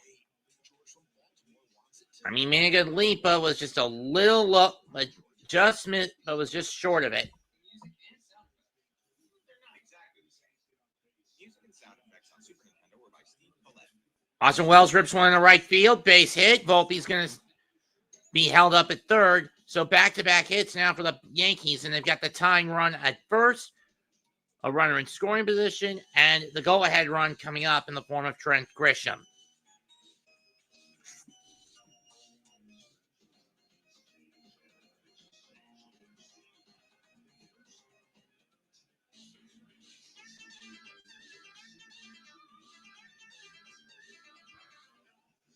Same song. But I think my quality's better. The melody of the song sounds so exciting, chip-tuned on Sega.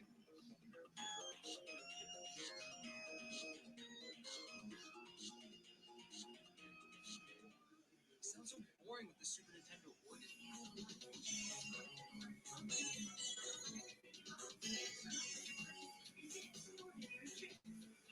What? No way. Besides, my game has more songs than yours. The Super Nintendo game has a boss theme.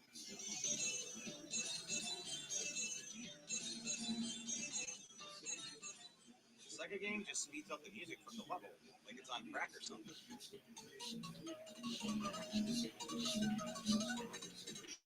Bunga bunga.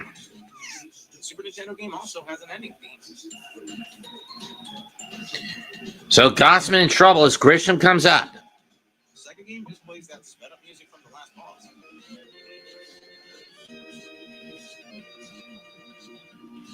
First pitch, All missing two bowling. songs. Quality's still better. Okay, let's talk about sound effects then. The sound effects on Super Nintendo are much clearer than the Sega. Every time you start a level, Chuck says, bunga bunga. It's nice and clear on the Super Nintendo. Bunga bunga. Incredibly distorted on Sega. Also, when you begin a boss battle on Super Nintendo, Ball gets away, 2-0. on Sega, he just says, bunga bunga again. And it's not just Chuck. Even the enemies sound better on Super Nintendo. Here's a saber-tooth tiger on Super Nintendo. For having much cleaner sound effects. Best sound goes to Super Ninja. Practically identical. Like I said before, these games are side-scrolling platformers. In both games, you play as Chuck. You have one button to jump and one to attack. That's it. Chuck's attack is referred to as a belly. 3-0. Right. He's definitely not humping. Chuck can also jump kick. You can't jump on enemies. The only way to kill them is to hump them. I mean, belly butt them. To jump kick them. Or you can, wait for it, Chuck Rock. Chuck Small and Big 3-0 pitch to Grisham takes strike one over the outside edge. But not everything is out there to kill you.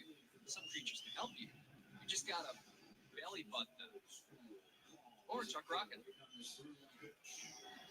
There are 5 levels in both games. Each level is made of 3-1 pitch. The objective is very easy. Fouled off. Get to the end. And every level ends with a boss fight. Bryce will be in motion if he so chooses.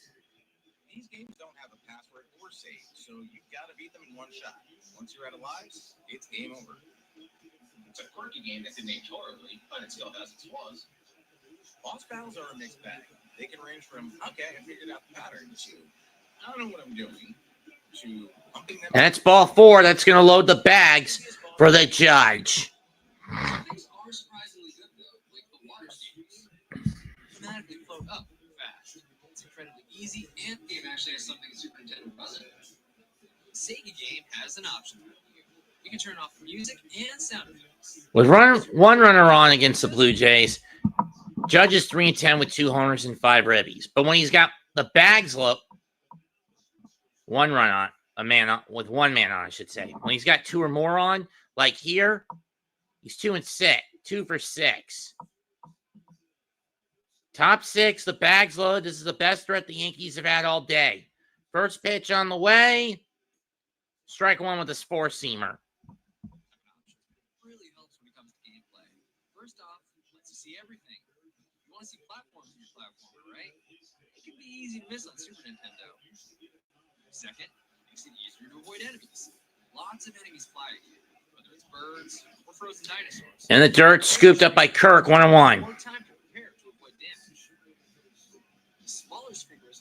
Super Nintendo doesn't afford you that time. That's a little bit of a reach. The games don't play the same.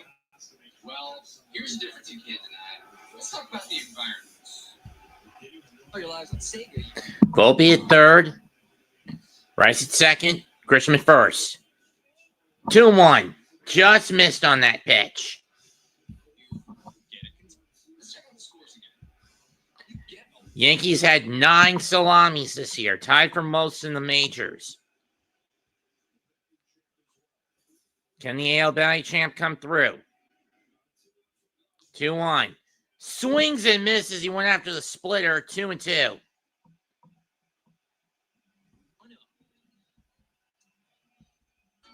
of parallax.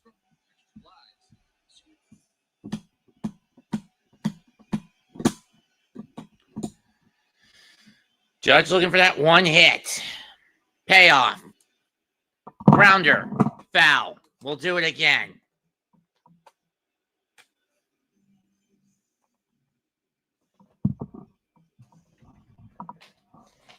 Again, really testy, folks. You know, one of those games where Gossman has been tunnel vision to avoid the slider when he can help it. He's only thrown 3 all day. Everything else has either been his split finger or his four seam. 2-2 is low. He went with the splitter. Judge doesn't bite. Full count. Carousel will be in motion. Bellinger waits on deck. Full count. Gossman in the biggest pickle he's been in all game so far. Fists it foul down the first baseline into the seats. We'll do it again.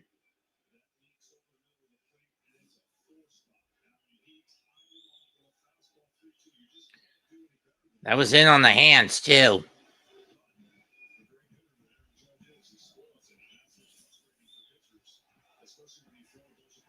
Here comes the payoff pitch.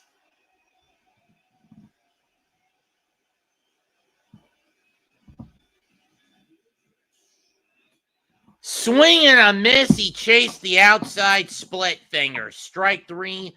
Judge is the first casualty of the 6th inning for the Yankees. And that was a defeatist pitch. Judge didn't even bother holding up.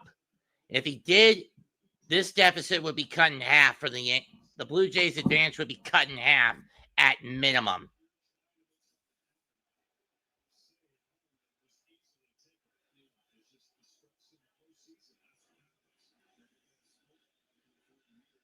Here's Cody Bellinger. Let's see what he's got. First pitch. Instant. Splitter goes too far in. Ball 1.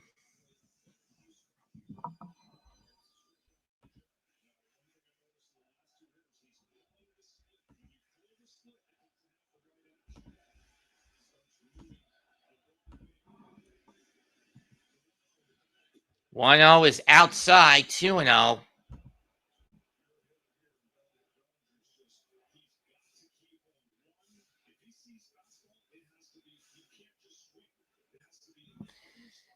This is the most pitches an inning Gossman has thrown. He's still well below the minimum pitch count for 6 innings, which was 90. That was pitch 71, 3-0. Carousel looking to go into motion right here on this next pitch. 3 balls, no strikes, bases loaded, 1 man out for the Yankees. Looking for a ground ball here, and it is low. Ball 4, misses the side edge. Bellinger will get an RBI walk, and the Blue Jays' depth advantage has been cut in half. It's 2-1 Toronto. He gets cut in half as Volpe can just trot home 2-1 Toronto.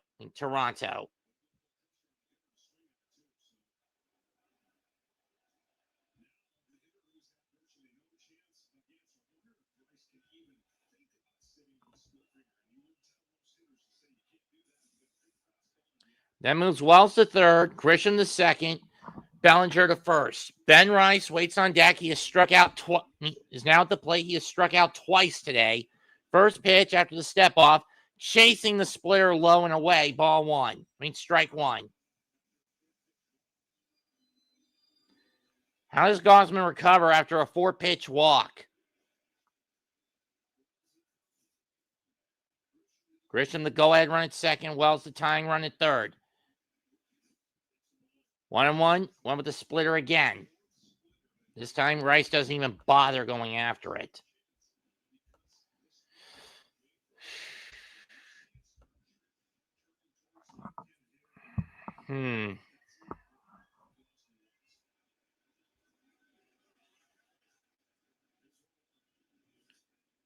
And Rice pops it up. Come on! Low infield, catch made. Seriously? Bags loaded. One pitch, and you pop it up, Benny boy. You son of a bitch. Either way, Schneider's coming on, Goss coming out. Gossman's getting the hook. Let's see who Toronto will bring in the pitch to try to get the last out, which will be Giancarlo Stanton. Gossman is done after 5 1/3, 5 pitches, 3 strikeouts, 2 walks, 1 run, 4 hits.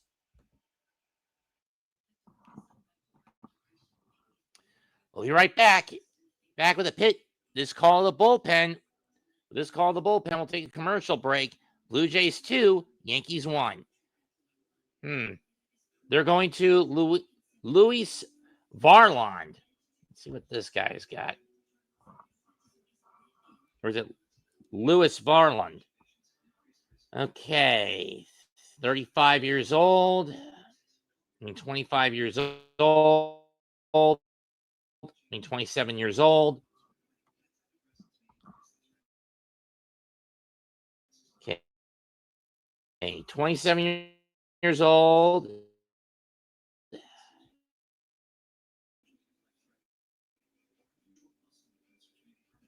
Wins in 2023. Middle relief bullpen arm. Debuted in 22. They tried him as a starter in 22 and 23. He fell off in 24. And then when he got traded to Toronto, by the time he got traded to Toronto, he was Minnesota had already moved him to the bullpen. Okay, understandable. He had moved him completely to the bullpen.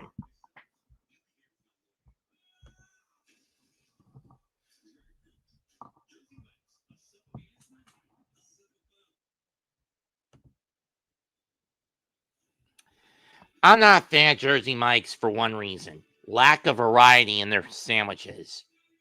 They lack sandwich variety.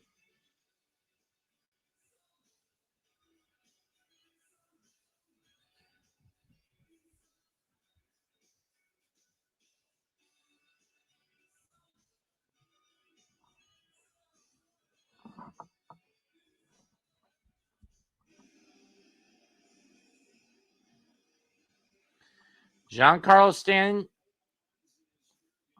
had 4 homers against Gossman. He will not face him now. Gossman responsible for the men on the bases. 5 2/3. First pitch is outside, but doesn't catch the edge. Ball 1. In 74 games this year, 4-3 record for Louis Varland. 75 strikeouts, 22 walks. 1-0. And he takes a knuckle curve, and Stan takes the knuckle curve over the plate, 1-1. I don't know why he didn't swing at that. But then again, when he came back to the game as late as Giancarlo did, the numbers don't really lie as to how mediocre he was. That's fouled off as he took a high heater, 1-2. Versus Varland, Stan has a hit. It's a long ball. Let's see if he can get it here.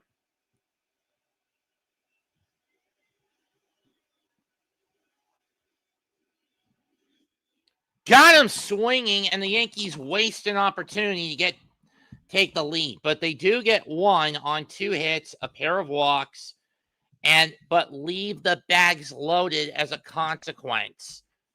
We're through 5 1/2. Blue Jays 2, Yankees 1. Blue Jays lead this 2-1.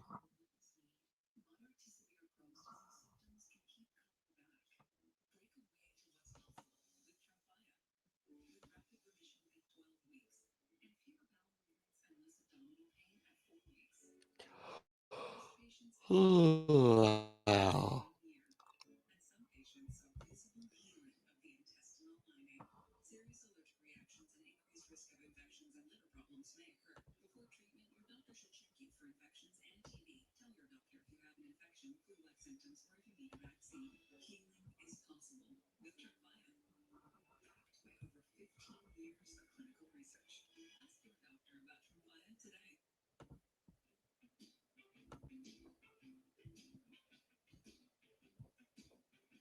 got some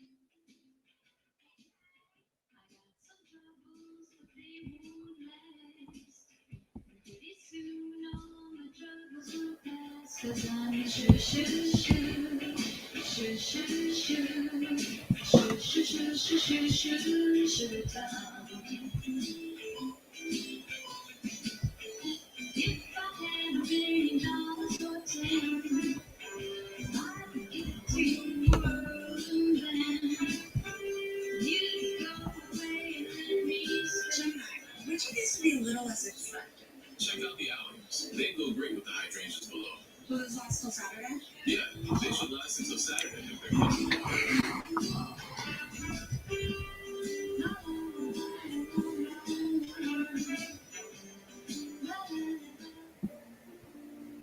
Vicks VapoStick provides soothing, non-medicated Vicks Vapors.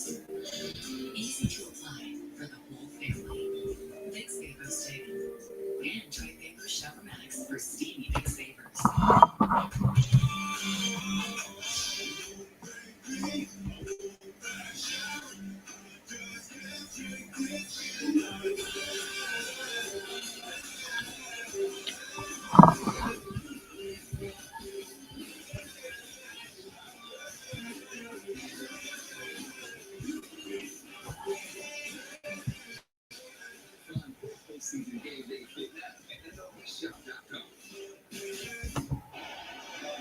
Yankees give them a missed opportunity right there. They're one of the best teams in baseball. They should be getting guys in for less than 2 hours. He struck out. Cases over one out from ice. He knocked out. And then Stanton strikes out to end the inning. And they reduce the one. DeVal's first pitch to Blake. Junior goes to the backstop. Strike one.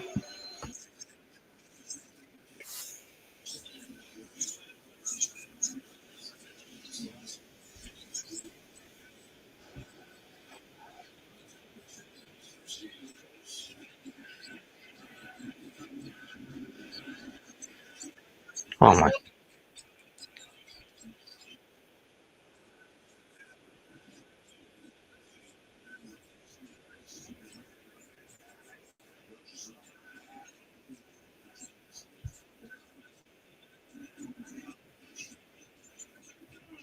Come on.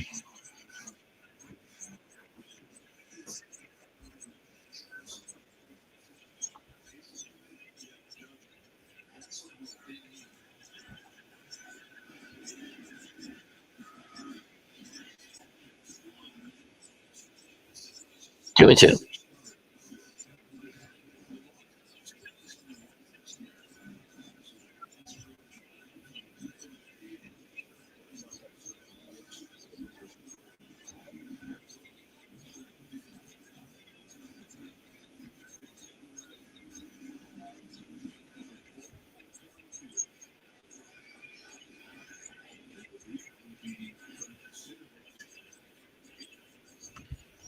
Flat pops it up. Left field.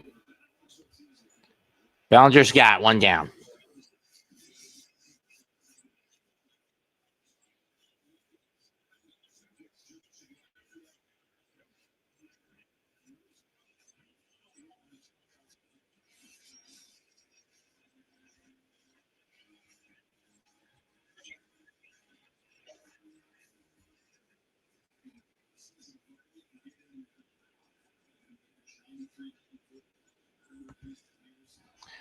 Barger bashes this one. Left field, but playable for Bellinger. Two down.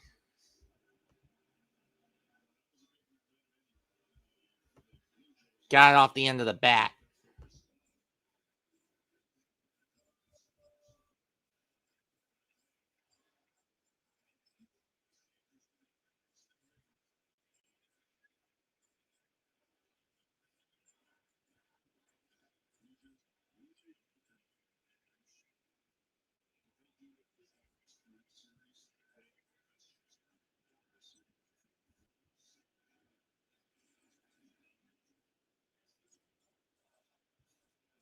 That one nearly hits Kirk 1-0.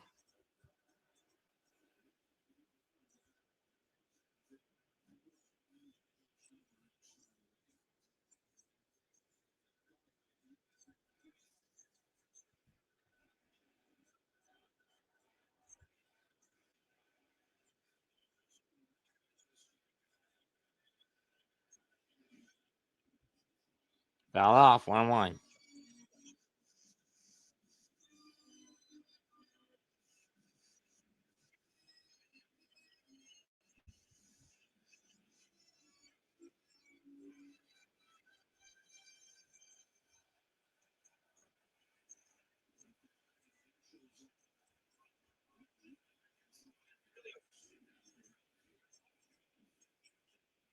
One, two.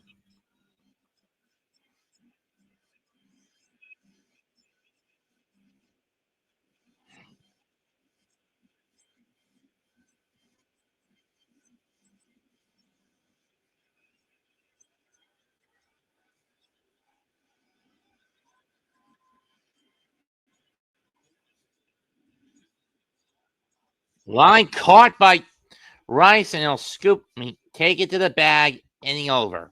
1, 2, 3. We go to the seventh. 2-1 Toronto.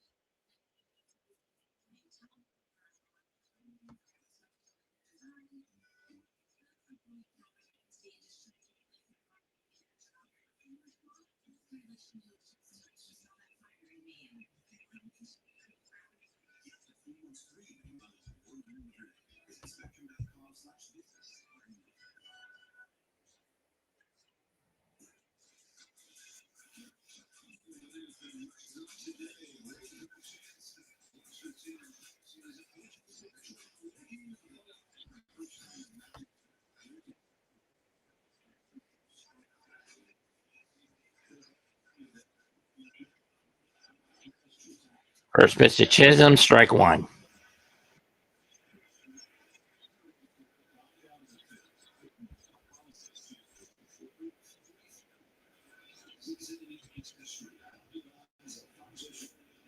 One.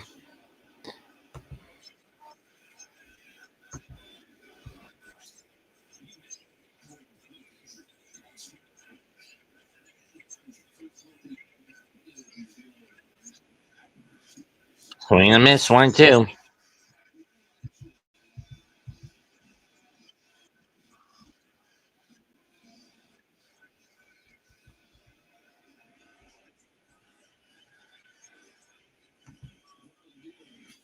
1-2, and that's fouled off.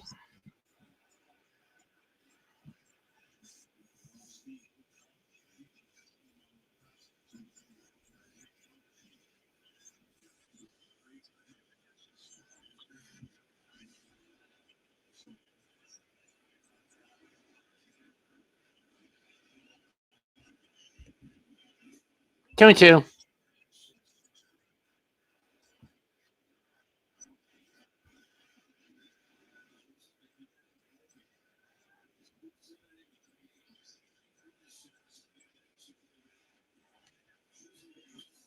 Two is chopped. Scooped up at short. One down.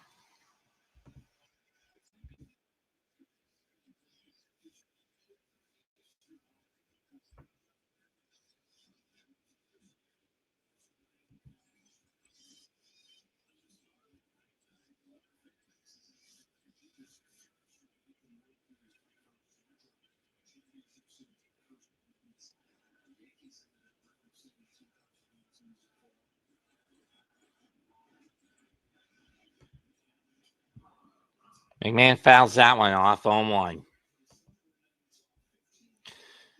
I was hoping for a hard-hitting fest, not a snoozer's pitching duel between these two to start the series. 0-1 is fouled off.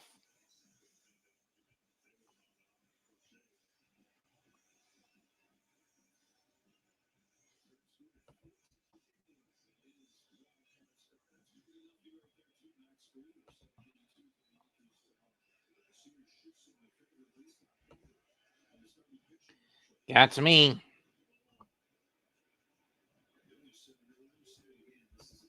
Nah. 1 ball, 2 strikes. Varland getting ready to throw his next pitch to McMahon.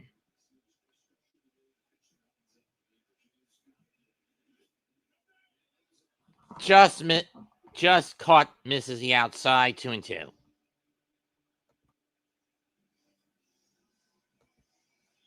With a changeup. Volpe waits on deck. 1-2. 2-2 is foul, and we'll do it again.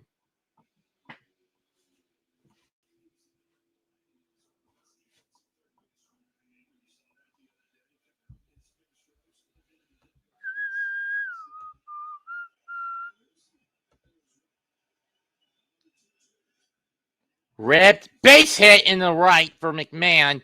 Scooped up by Lukes, and McMahon will be held at first to a single. Volpe will be up next. Volpe got the Yankees on the board beginning with a double, and then he got in with a single, and then he scored. Then he got moved to third on a single by Ben Rice, and then he scored after a pair of back-to-back walks. The Blue Jays blew 28 leads, had 20 of their losses come when they blew a lead. That was actually the fewest in the league. Varland coming out, and now a new pitcher will come on for Toronto. I'll face Volpe. We'll be right back.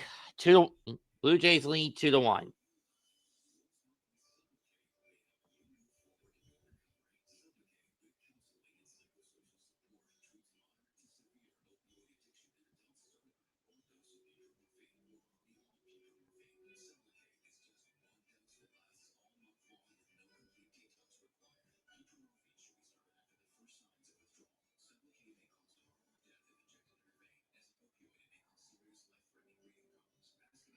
And it's going to be Sir Anthony Dominguez.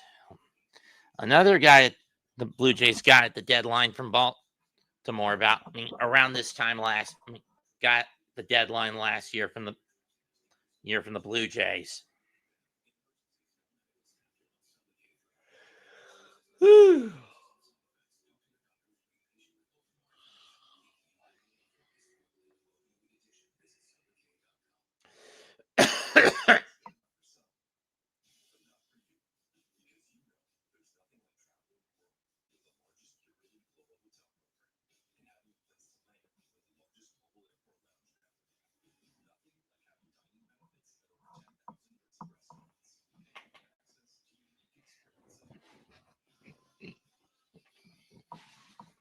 Well, no wonder it keeps coming back, because you keep giving him straight credit.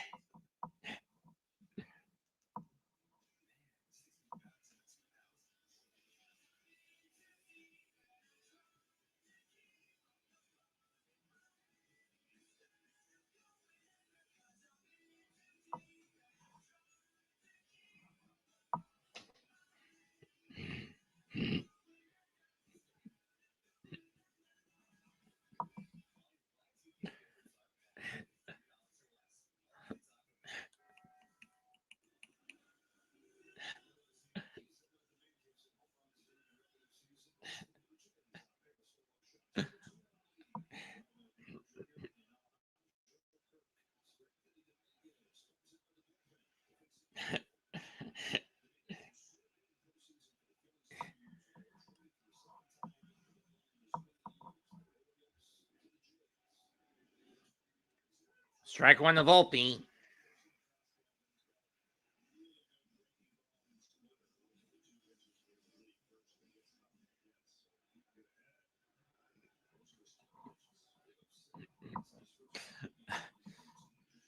One. That one goes outside.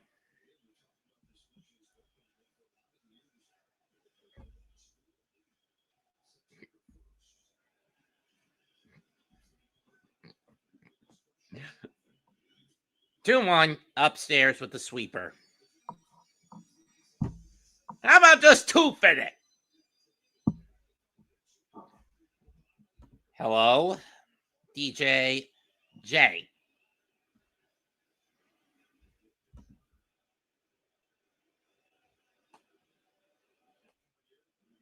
And Caballero's going to pitch run for McMahon. Smart move.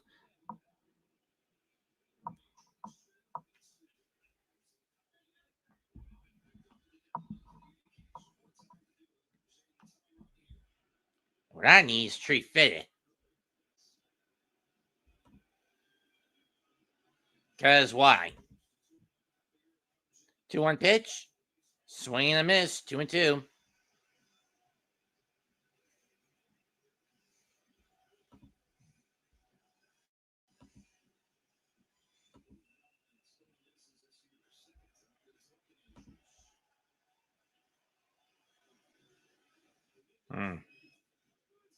Got him looking. Inning over. We go to the stretch. 2-1 Blue Jays. So no chance for Caballero to take off.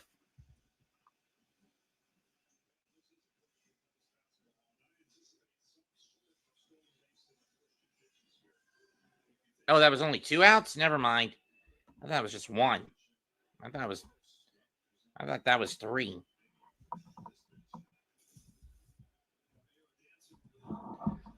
Throw to get Caballero. Safe.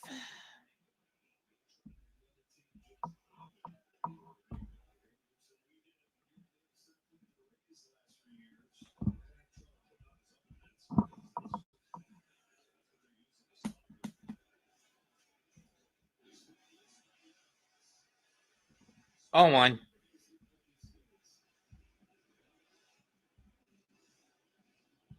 These are the 5 names that I would like to see gone, with one of them being an inevitable goner. Number 1, Jeff McNeil. It's time. Man's got 1 more year on his contract. He's got good OPS. Grounder caught by Guerrero. Caught on the hop by Guerrero. He'll step on the bag. Now it's time to stretch. 2-1 Blue Jays.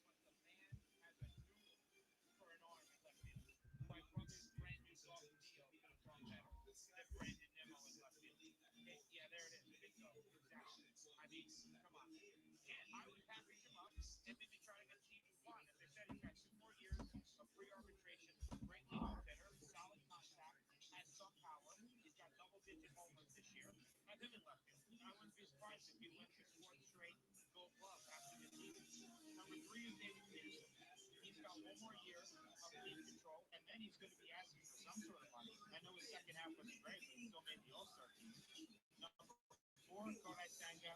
Send him back to the fans. Send him to Yemen, Oman. I don't care where you send him. I don't want to question going into the season if he's going to continue for my team with his injury concerns. And the last guy, and it's the inevitable goner, Pete Alonso. He's going to be requesting a lot of money. The contract is going to be heavy. And I just don't see David Stearns looking to pay this man what he wants.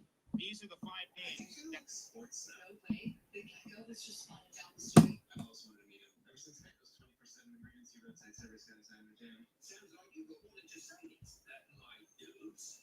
So do we know you? Oh, I'm just a stranger who loves friendly service and American football. Something to drink? Oh, yes, Roxy, look.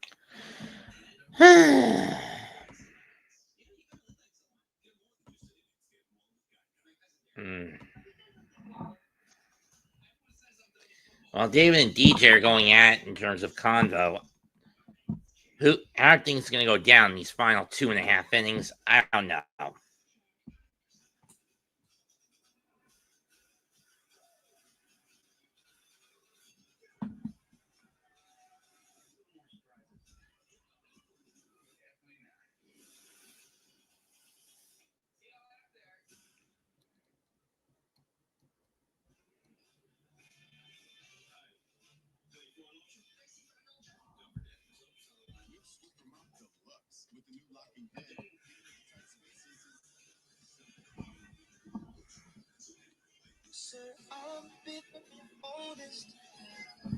It'd be such a relief if we always inside.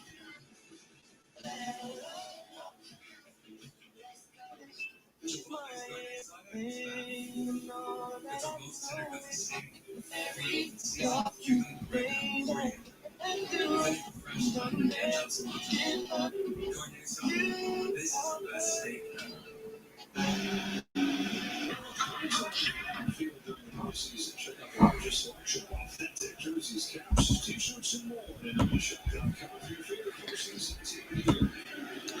Luke Weaver now comes on to face the Blue Jays. He'll start with Dylan Varshow. He takes high, ball one.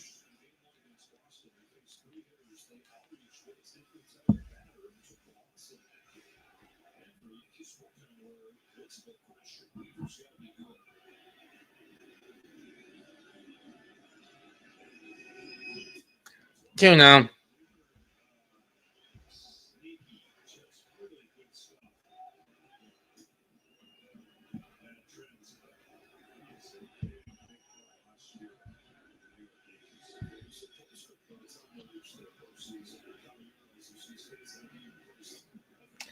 That's inside 3-0.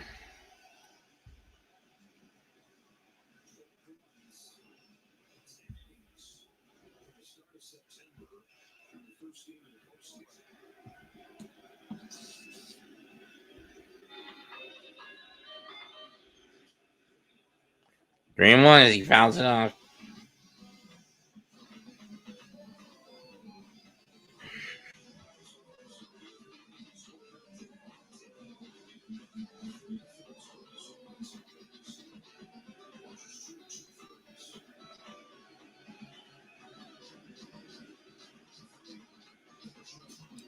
And it's a leadoff walk.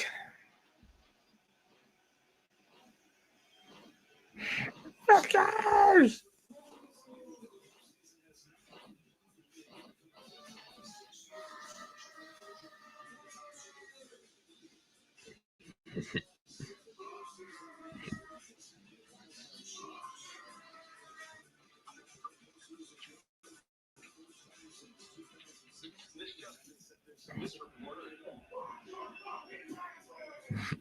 Ball one.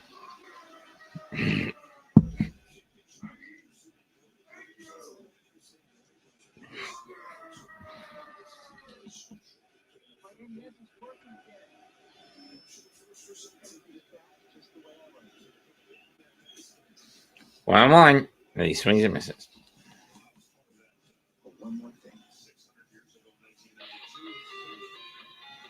Congratulations. You complete a shitty epic. That's another culture. Not going. Let's try.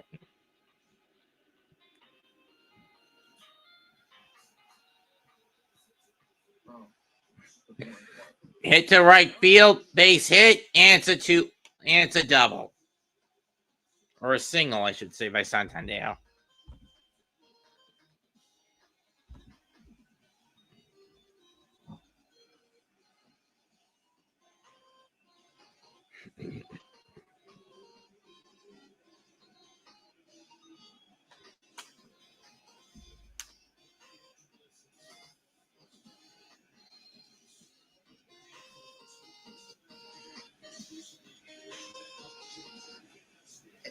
Still here.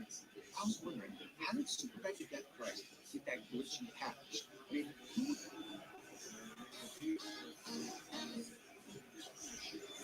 in today's world,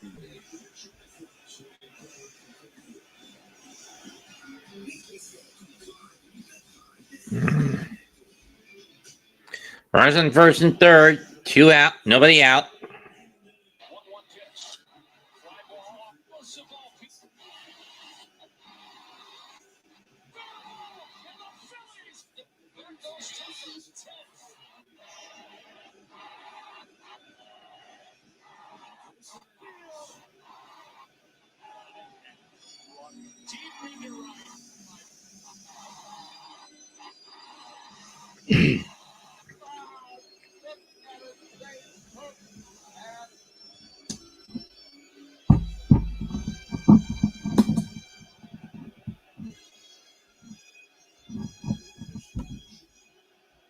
Dodgers, to be honest.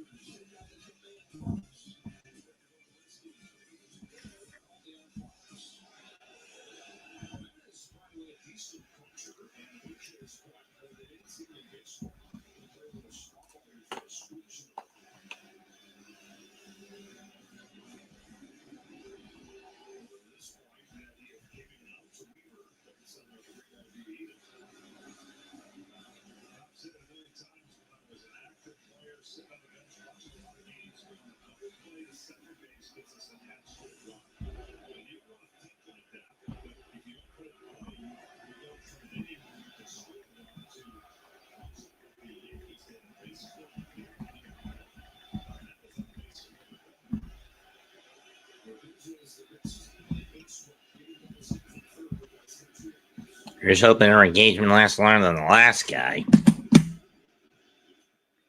Pop foul. And again,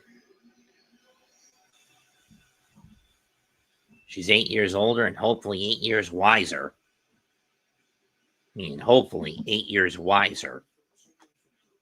And she's about 8 or 9 years older, 10 years older, and hopefully 10 years wiser.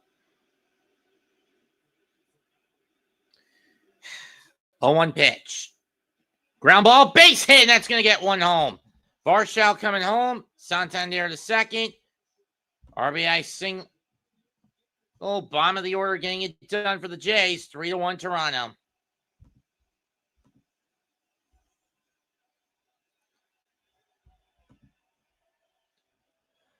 Andres Jimenez gets another run. He brings the run home with a single, and Weaver is and Boone's gambling habit.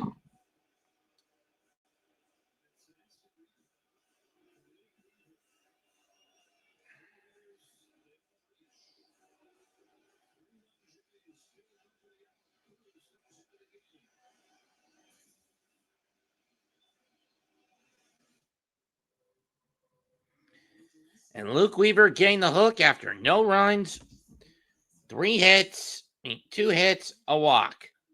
A walk and a run coughed up.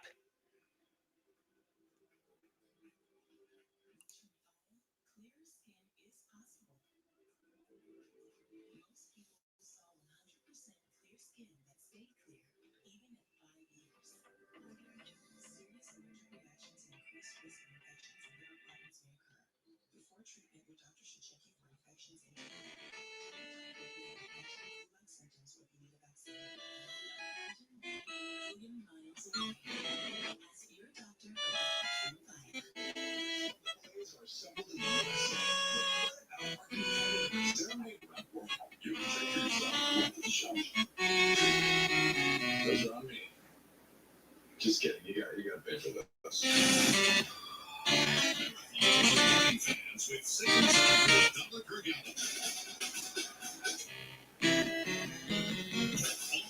Reports on every game and on select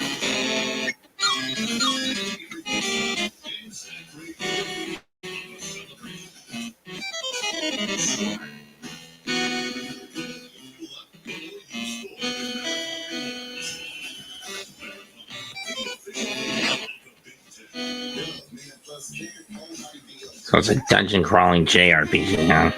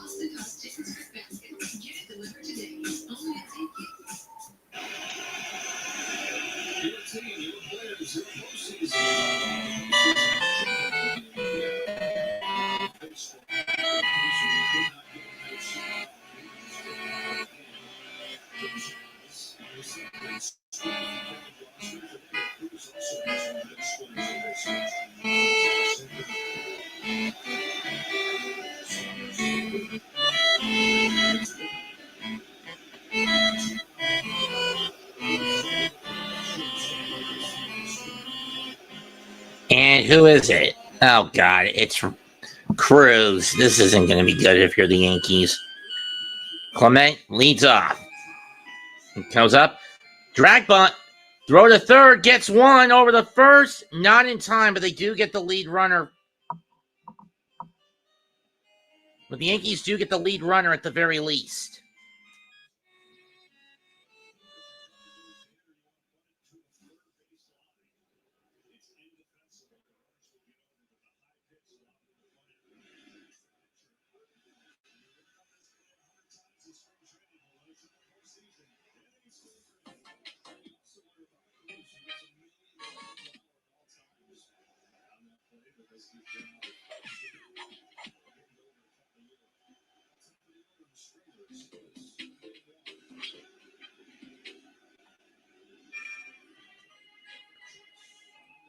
Swing and a miss. Strike one.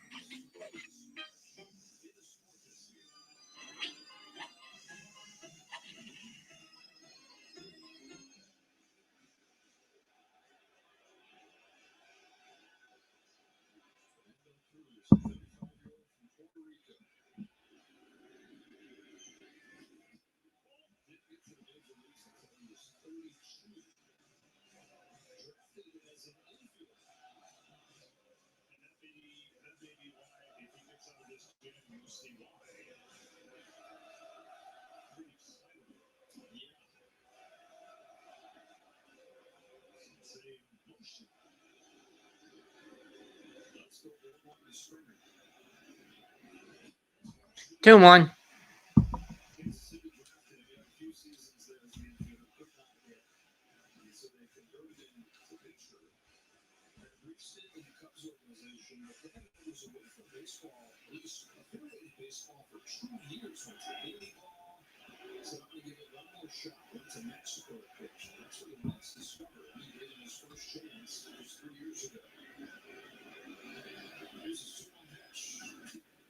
Fouled off. 2-2.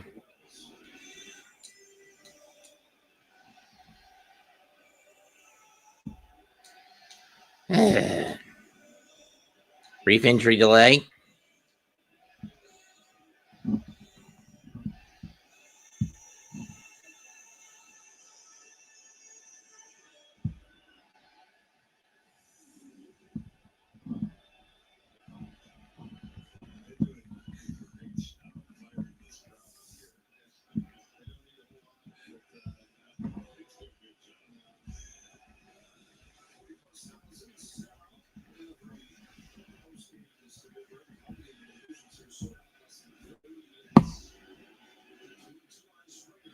Two is low to Springer, and we got a full count.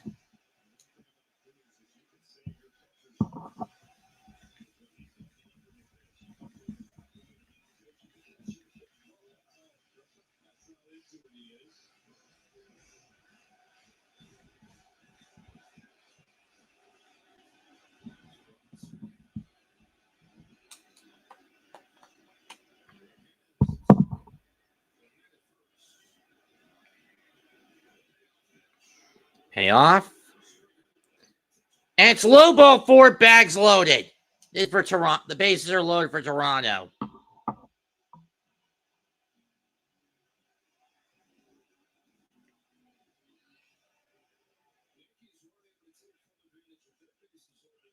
Yankees couldn't take advantage of their bases loaded situation. Will the Jays be able to pull it off?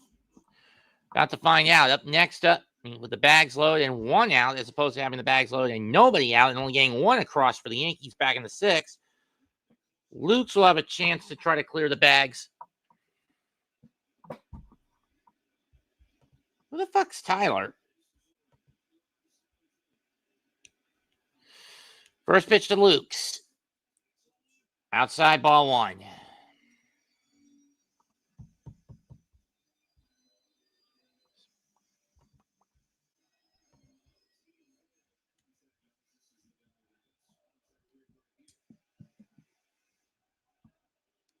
One 0 pitch. Too far inside. 2-0. You got Vlad Jr. waiting on deck.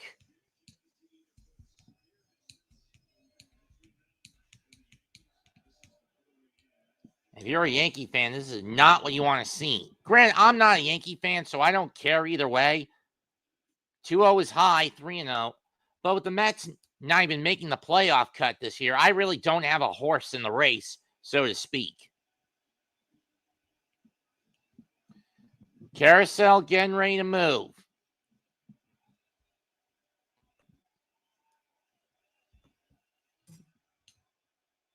(3-0). Strike one. Santander over at third. Jimenez at third. Clement at second. Springer at first. 3 balls, 1 strike, bomb 7, Toronto up 2. Smacks this one, right field, and that's going to go all the way to the wall and clear the bases. The Blue Jays have blown the doors off. It's now 6-0, or they're just going to let 2 go home. As Springer is held up, is held at third. It's a 2-run double for Lukes, and the Blue Jays now lead 5-1. And for Nathan Lukes, it's now 5-1. I thought. So what do you do if you're Luke Weaver?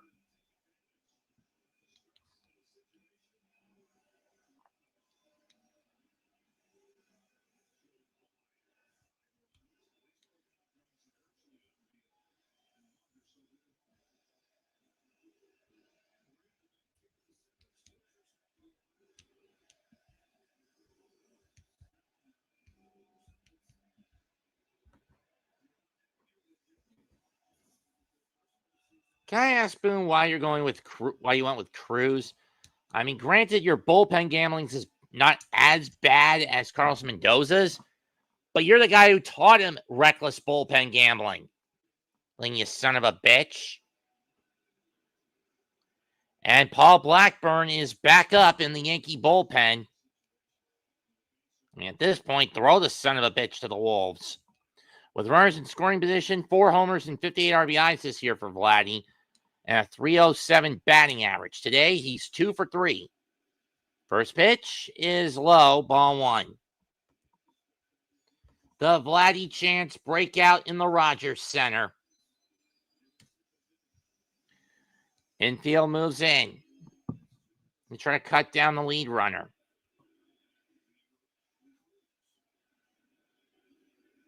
Let's go Blue Jays chance breakout.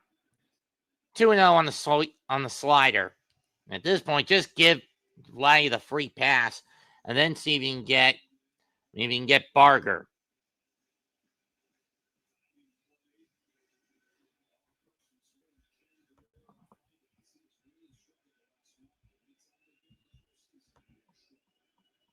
.2-0 pitch is low again, 3-0. I mean, at this point, just throw him the free bone and just walk him and see if you can get Barger.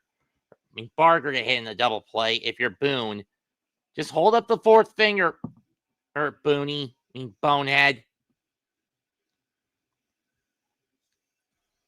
Barger waits on deck.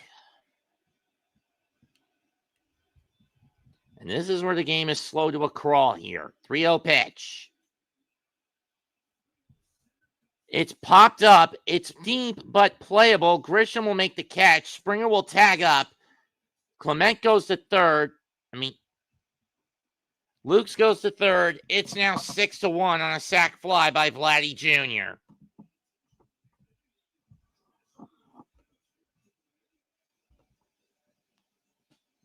Got under it. Vladdy got under that one. Fun fact. Blue Jays, when they score 5 or more this year, best record in ball. 71-4.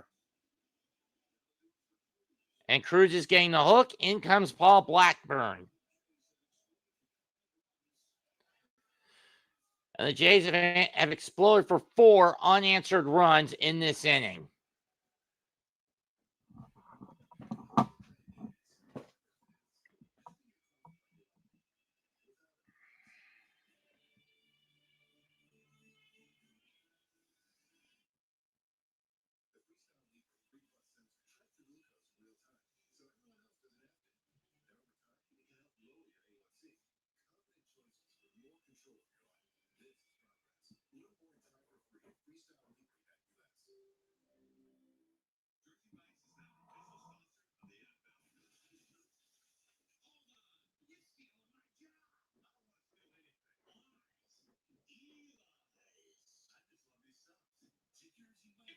You guys are going for hockey, not baseball. So I'll get a lucky fire out and you think you're gonna beat the Yankees.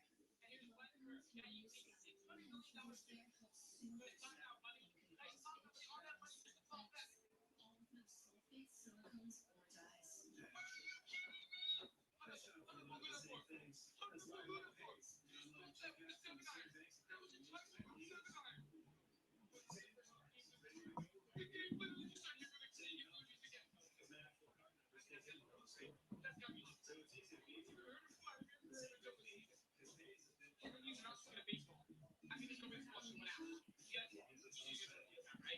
Oh, Arthur, you shut up.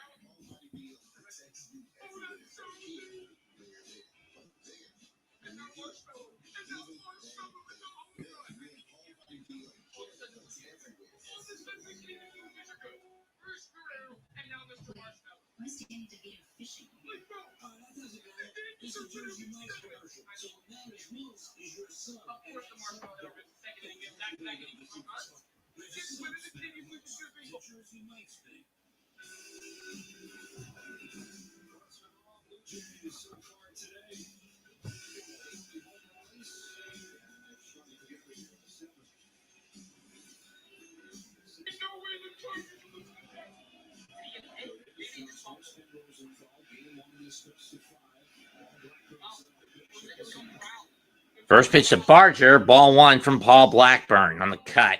Blackburn had 15 appearances this year between the Mets and the Yankees, but many say it was his time with the Mets that screwed him over. And I agree. The two outings where Mendoza fucked him over. Fly ball, right field, Judge under it, getting to the edge of the track. He'll make the catch. Inning is over, but Toronto does significant damage. 4 runs.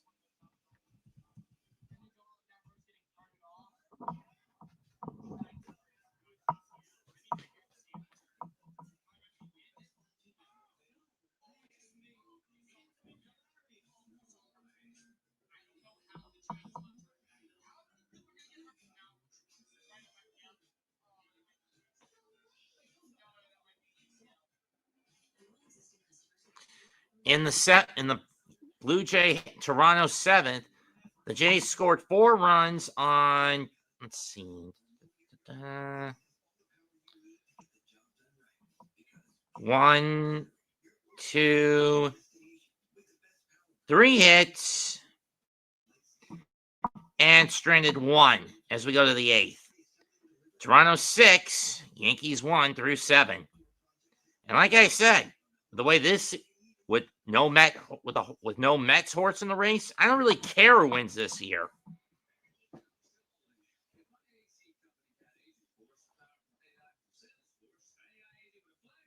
And I don't think anyone would blame me for saying that.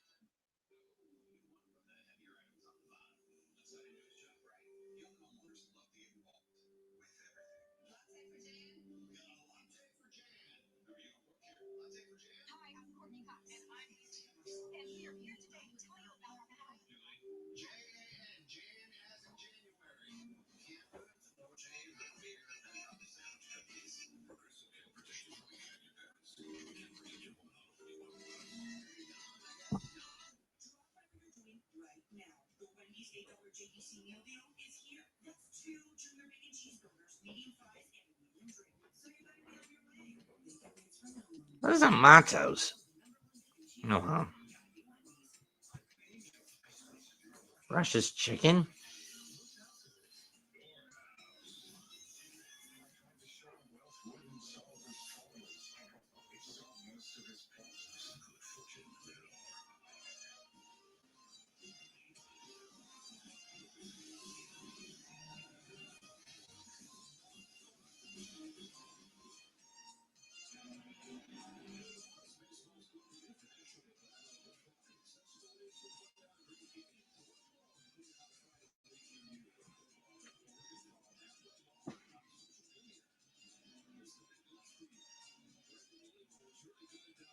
Casey's Pizza?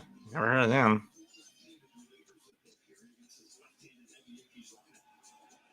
Santiago's Tacos? Never heard of them either. Or Porta Subs. In any case, Trent Grisham leads off the 8th inning. First pitch. Strike one. And it's Zach Little who's come on the pitch. Or Brendan Little, excuse me.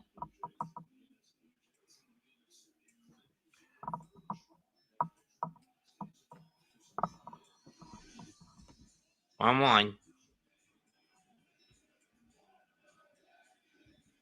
Ernie Clement goes to third. Straw goes to left. Are there any other defensive switches? IKF will go into third for Toronto. We'll go to third for Toronto. 2-1.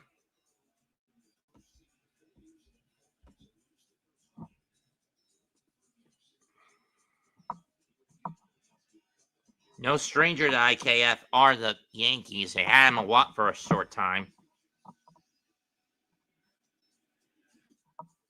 2-2.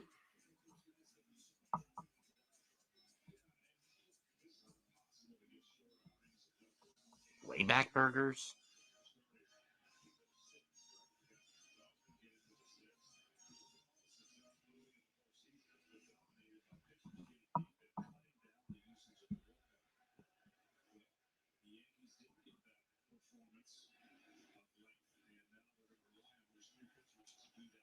The 2-2 pitch to Grisham. Up the middle. Scooped up by Jimenez. He'll throw to first. 1 down.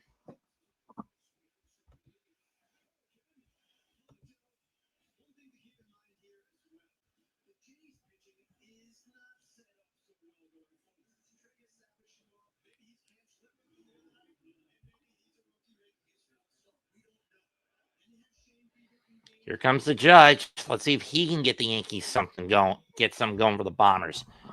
Wanting to atone for his fuck up, i.e. striking out with the bags loaded back in the 6th. First pitch from Little. Goes outside with his cut fastball, 1-0.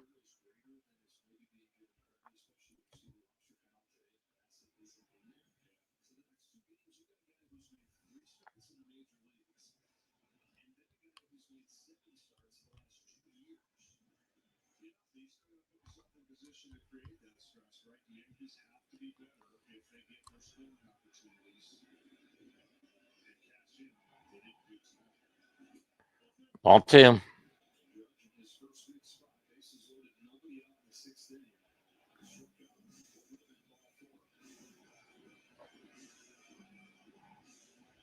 Yeah, and most that would have tied the game at 2 if Judge didn't swing at that pitch.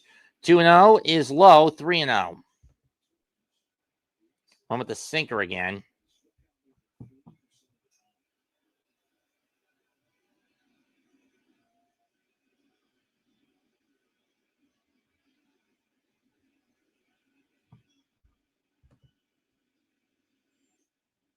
Strike 1. No, I view him as a gambling lunatic, and I'm hoping next year they put a shot collar around his neck anytime he does one of those dumb gambles, like he did this year. 3-1. Judge rips one in the left center. That's going to go into the gap for a base hit. Cut off by Varshow. Judge is going to gamble. He's going to go to the second and make it in safely.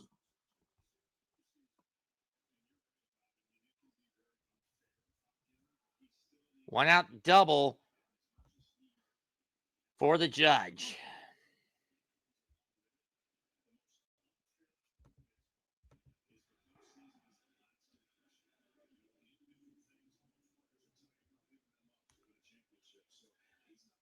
I mean, down 5, I can understand why he'd gamble and try to take off for second.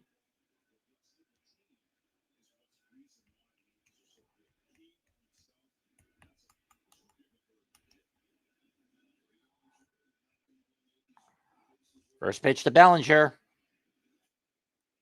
And the fucker gets jammed, pops it up, infield flying effect. Little makes the catch, 2 down.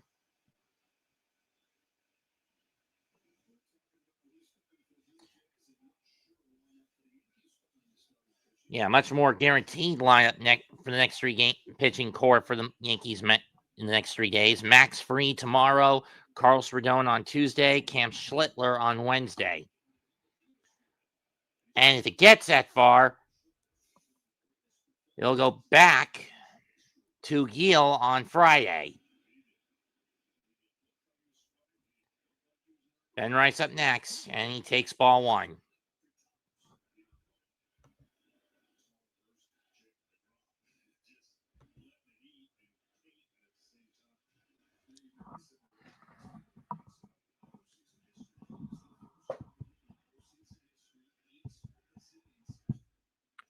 Two and 1-1.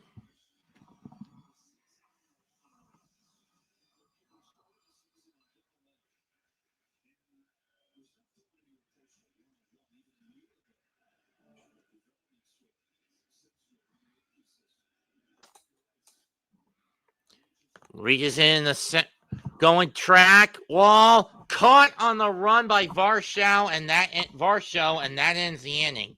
So 1 hit for the Yankees, and they strand the judge at second. 7.5 complete. 6-1 Toronto.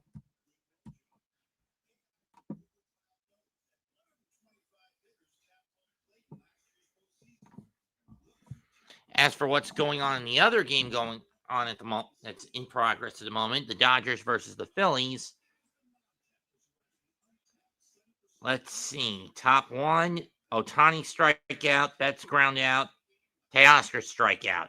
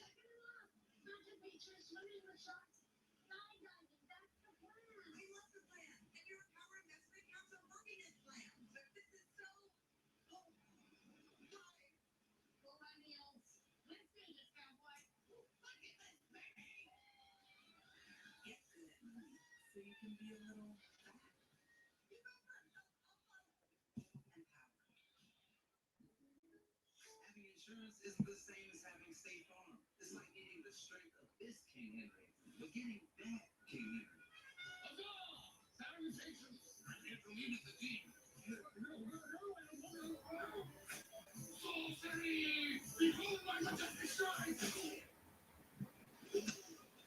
Okay? So don't settle for just any insurance when there's State Farm. Like a good neighbor, State Farm is there.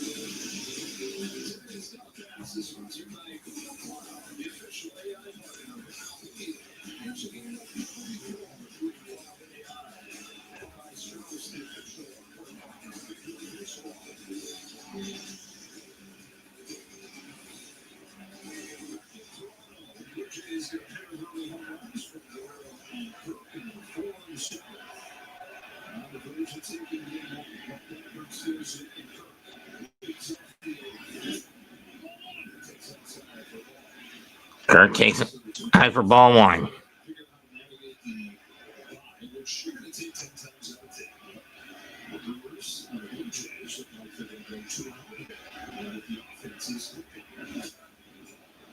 One.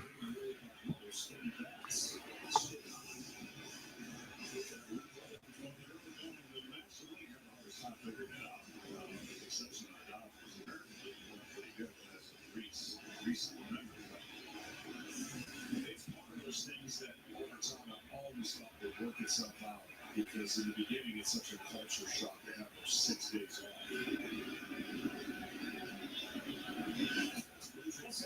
Ball 2.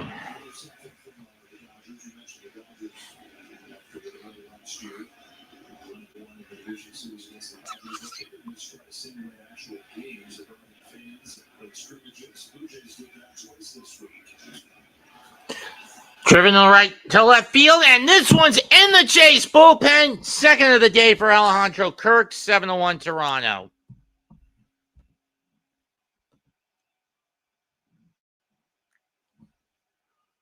And right as Jeff Hoffman was warming up,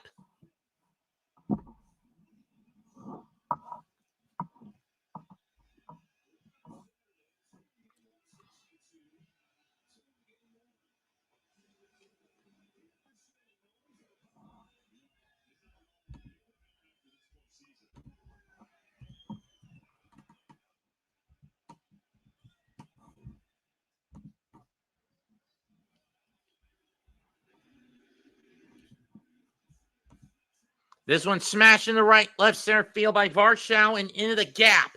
Cut off by Bellinger, and he'll hit the brakes and wind up at second with a double.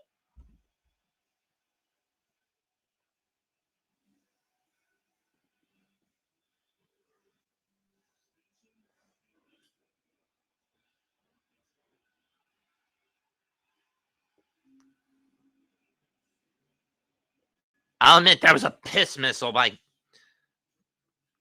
Shop. That was a dead left field bullet by Alejandro Kirk. Fourth multi-homer game in Blue Jays postseason history. Straw leads off, and that's Straw draws up next, and he fouls it off down the right field line, 0-1. I mean, there's a reason the Blue Jays were the top seed in the American League this year, and that's plate discipline. Not to mention constant home field advantage, racking up runs when they could. 0-1 pitch to Straw. Outside by Blackburn, 1-1. Went with the sweeper. Straw, it's 262 hitter, 4 homers, 32 RBIs. Didn't play all that much this year. There you see Max Fried scouting his opponents for tomorrow. What he's got to deal with tomorrow. That's ripped in the right field, base hit. Varshow going to come home. I mean, no, they're going to hold him. It's a single as the throw goes to the plate.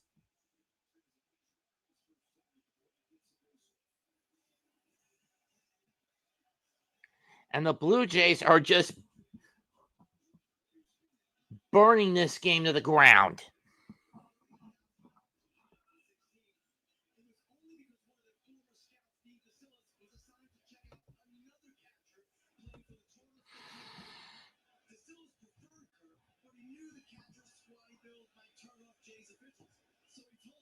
Now you mess up.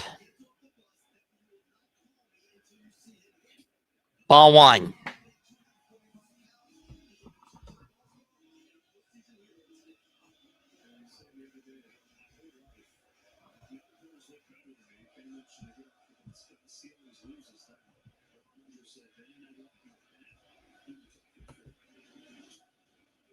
Fouled off. 1-1.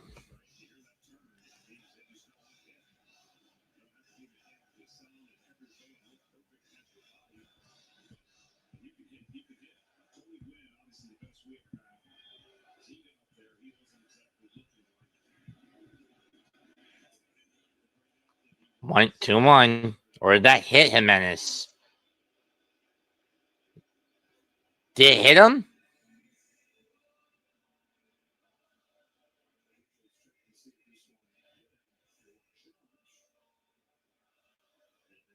And they are going to challenge if this hit Jimenez. Let's see.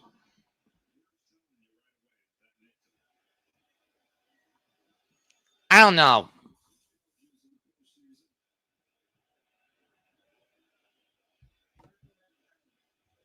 I don't know if that hit Jimenez. It didn't look like it from that angle. Let's zoom in. Let's take a look at the replay.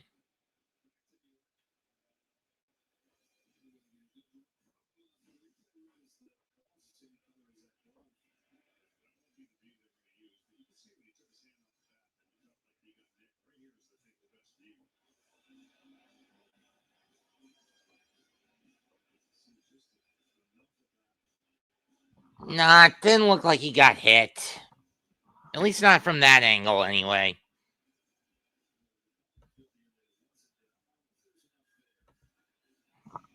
There doesn't look like to be enough evidence to say that Jimenez ended up getting hit with the ball, getting hit with the pitch.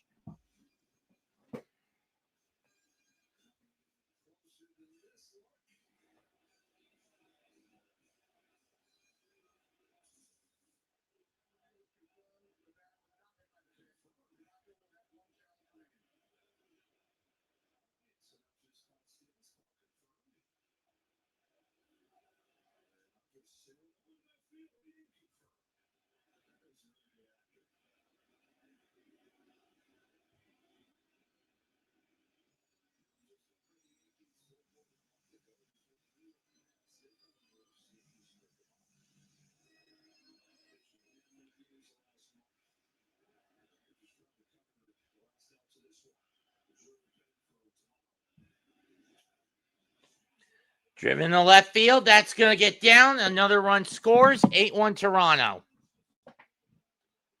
On RBI double by Jimenez. Get Blackburn out of there. Boone, you sicko.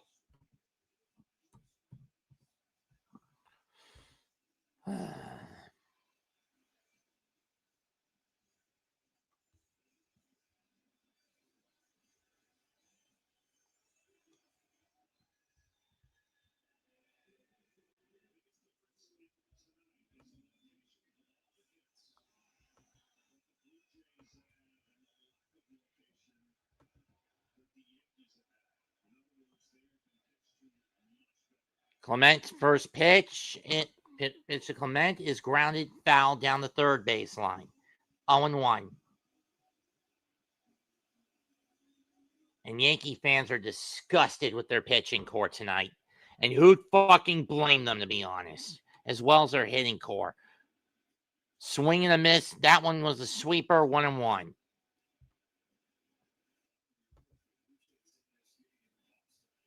Or 0-2, excuse me.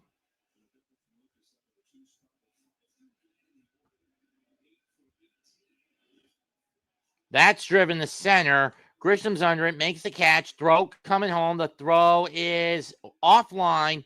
9-1 Toronto.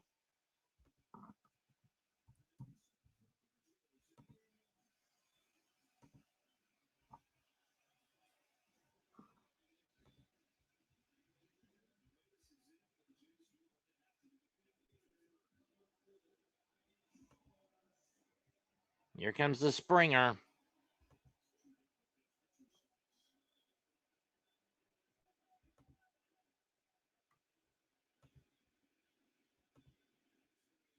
First pitch, strike ball one. One with a cut fastball to Blackburn. Springer walked in the seventh and he scored a run, but he's also flown out, grounded out, and popped out. He's grounded out twice and flown out. Ball two. 2-0.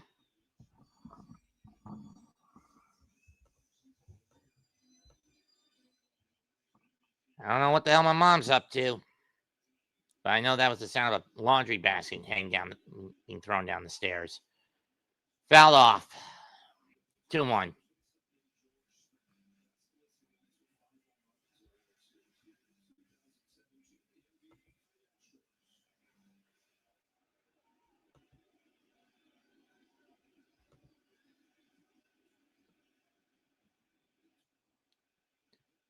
Volpe lines it up perfectly, scoops it up, looks the runner back to second, 2 down.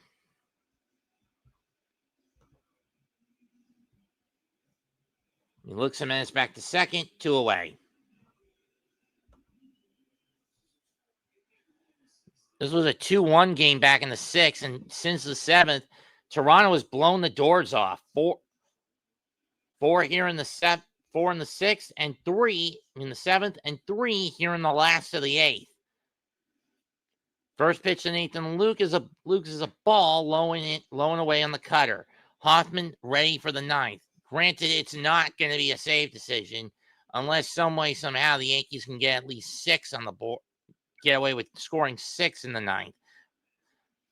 But the lack of discipline at the plate I've seen tonight, 1-1 on the curveball from the this whole game from the Yankees, I don't see that happening.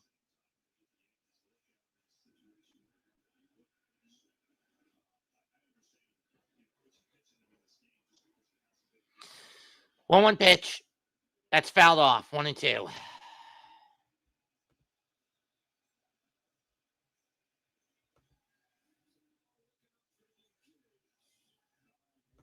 '86. I wasn't even alive when the Mets won the title. Last time the Mets won the title. I didn't get in my mother's womb until about 2 months. I wasn't in my mother's womb until about 2 months later. Chop foul.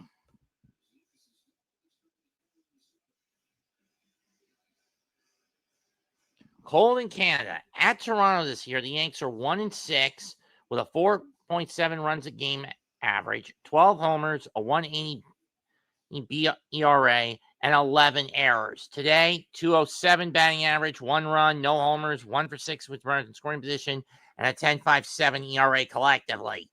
That's fouled off. We'll do it again.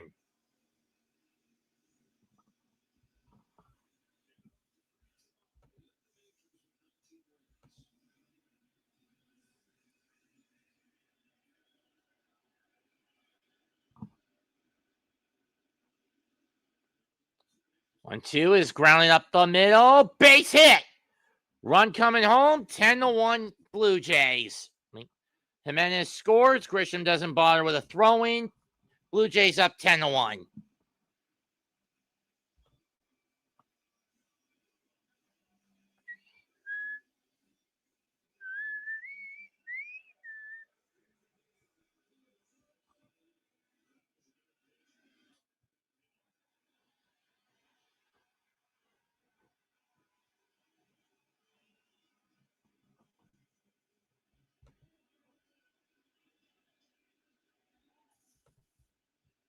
No effing kidding, Podon. Ball one with the sinker to Vladdy Jr. Vladdy with a single, a homer, sac fly, and he's driven in 2 tonight.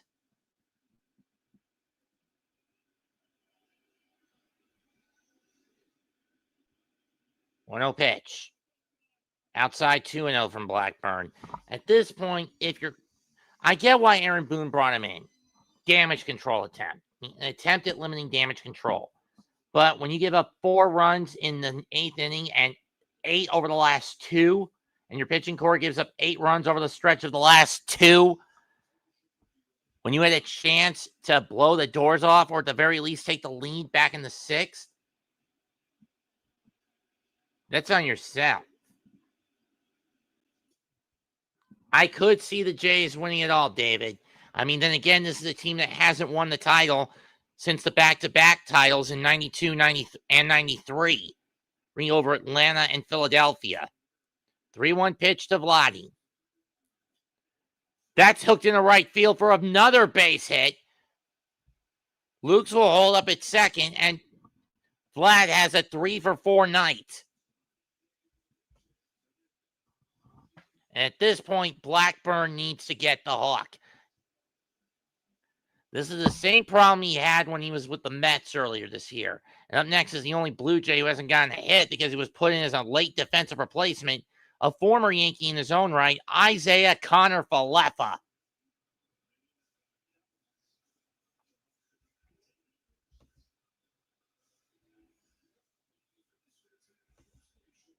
I'm actually 38. Believe it or not. I just don't look a day over 30. I just don't look a day over 30 because I try to conserve as much of my life force as I can.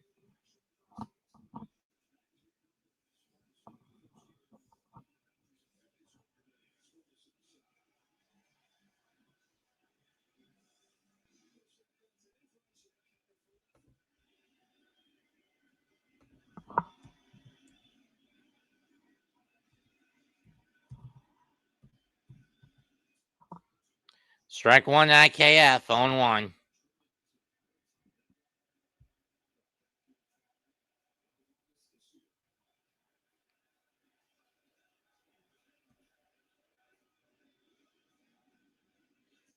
1-1.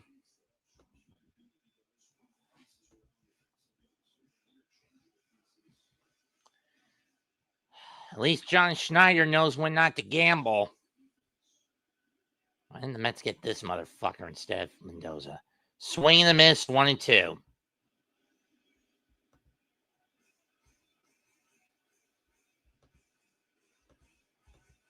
Damn right they got no bullpen arms.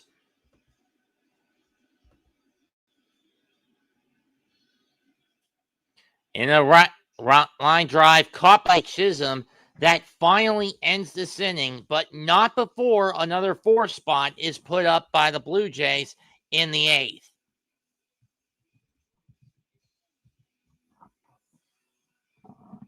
Ten to 1, last chance for the Yankees in game 1.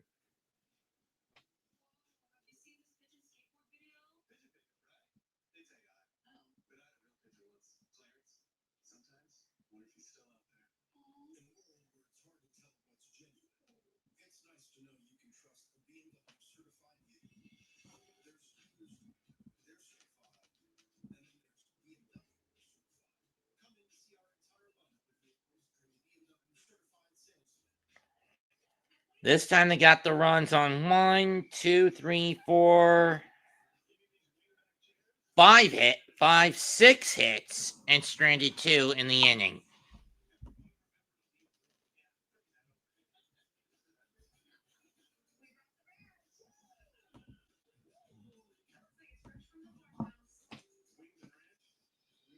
Jeff Hoffman will come on to close it out for Toronto.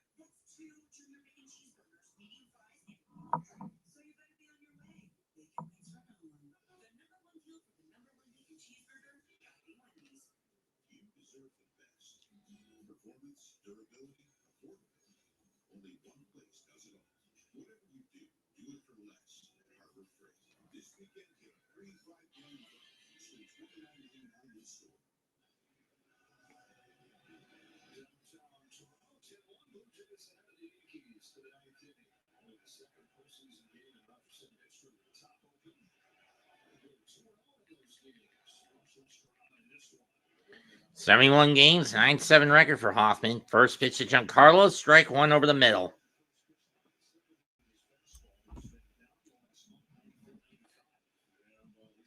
Went to Hardee's for a sandwich, but that's about it. 0-1.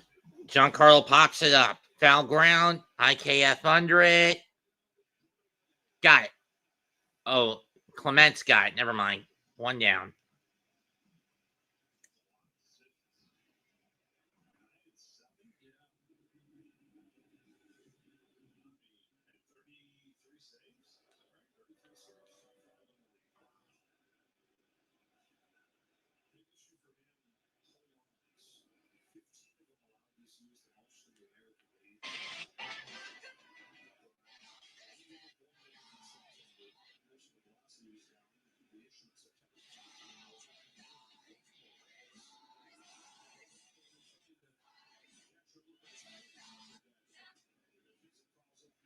That's fouled off by Chisholm. 1-1.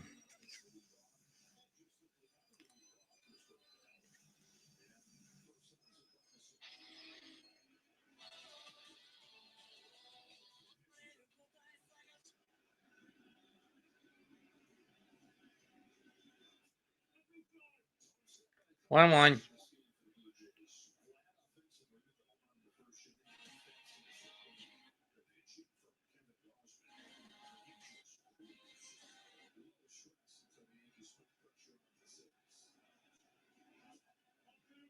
Two one.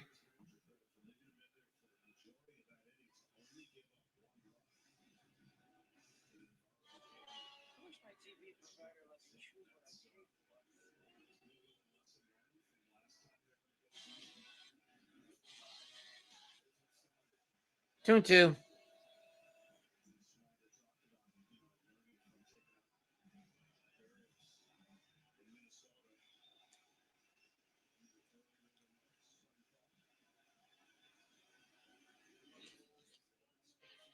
Full count.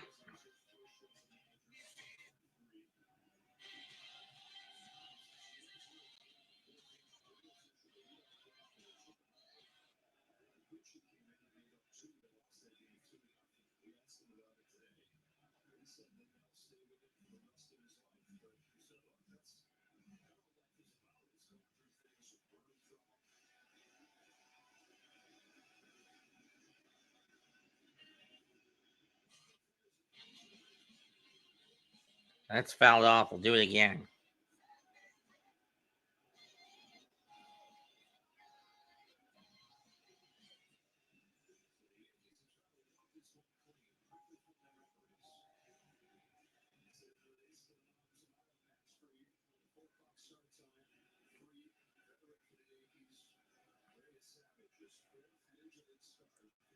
Here comes the payoff pitch.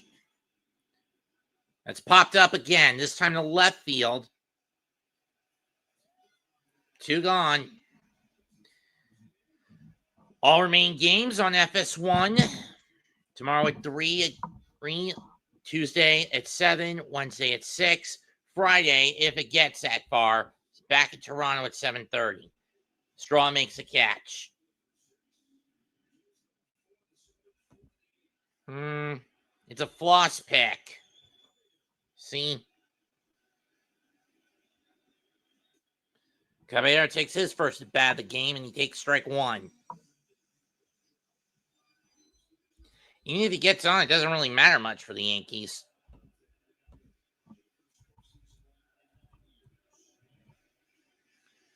Blue Jays looking for their first win since their wild card win against Baltimore in 2016. That one's fouled off, and they do not want a repeat of what happened to them in this building during the wild card against Seattle in 2022.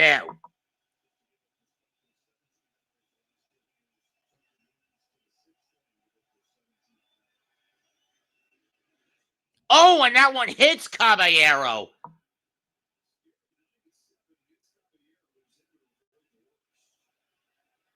But he manages to dodge the worst of the shot of the hit.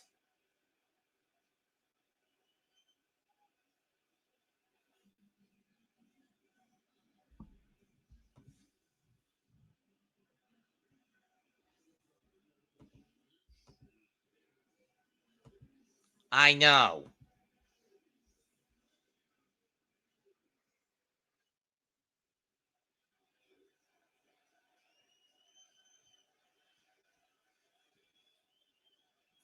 Yankees have a base runner at least. First pitch to Volpe. Strike one. And Caballero moves on to second on defensive indifference.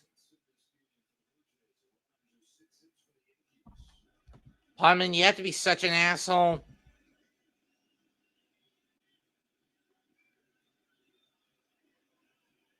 On one pitch. Strike two, and the bat goes even further than the ball.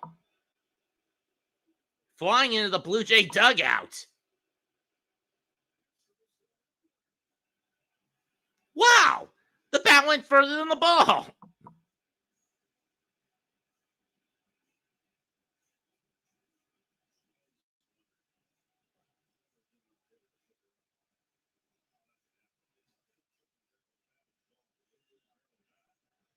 Wow. The bat went even further than the ball.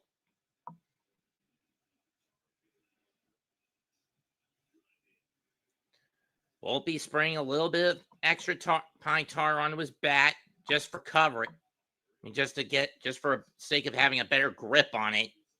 Just so the bat doesn't slip out of his out of his hands again.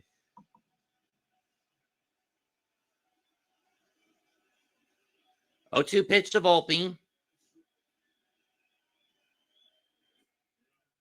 Too high. Just missed 1 and 2.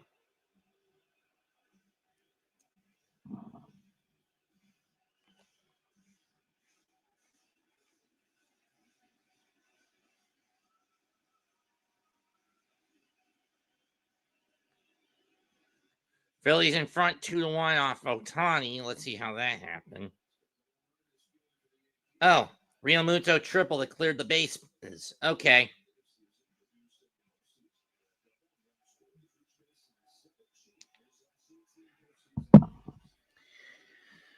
Two pitch. Let's see what happens.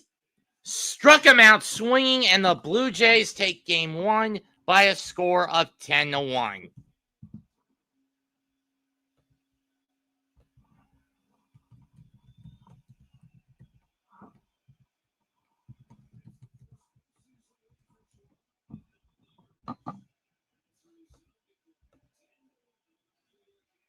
A complete and utter stomp.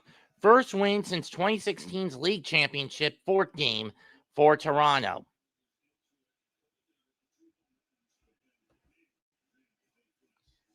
Blue Jays get 10 runs on 14 hits, no errors. Yankees 1 run, 6 hits on and no errors.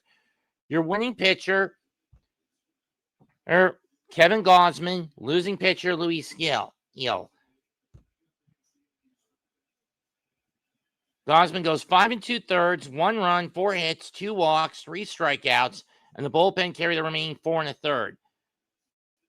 Overall, the Yankees only struck out 6 times, but it was plate discipline or lack of it in terms of contact that did him in. Combined with horrible pitch command today. 3 long balls, all of them by the Blue Jays.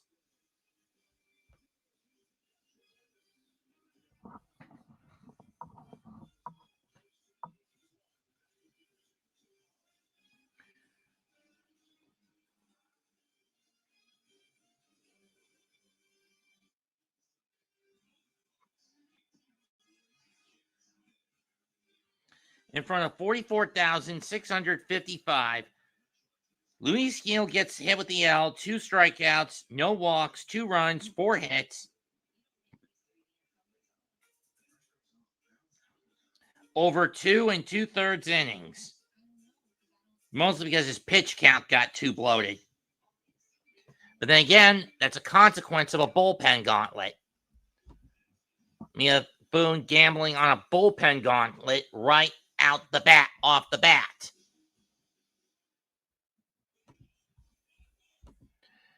In any case, that's it for tonight's game call. I'm not sure if I'll get other game calls for the rest of the series, as some games will be too late on the clock, and I'll be on the clock at work for others. And yes, this also includes the other divisional round matchups. At best, I might not be back until the ALCS.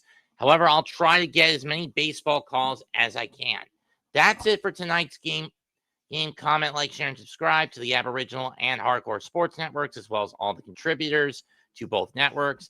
I'm Mets2128. Goodbye and good fucking night. Bang.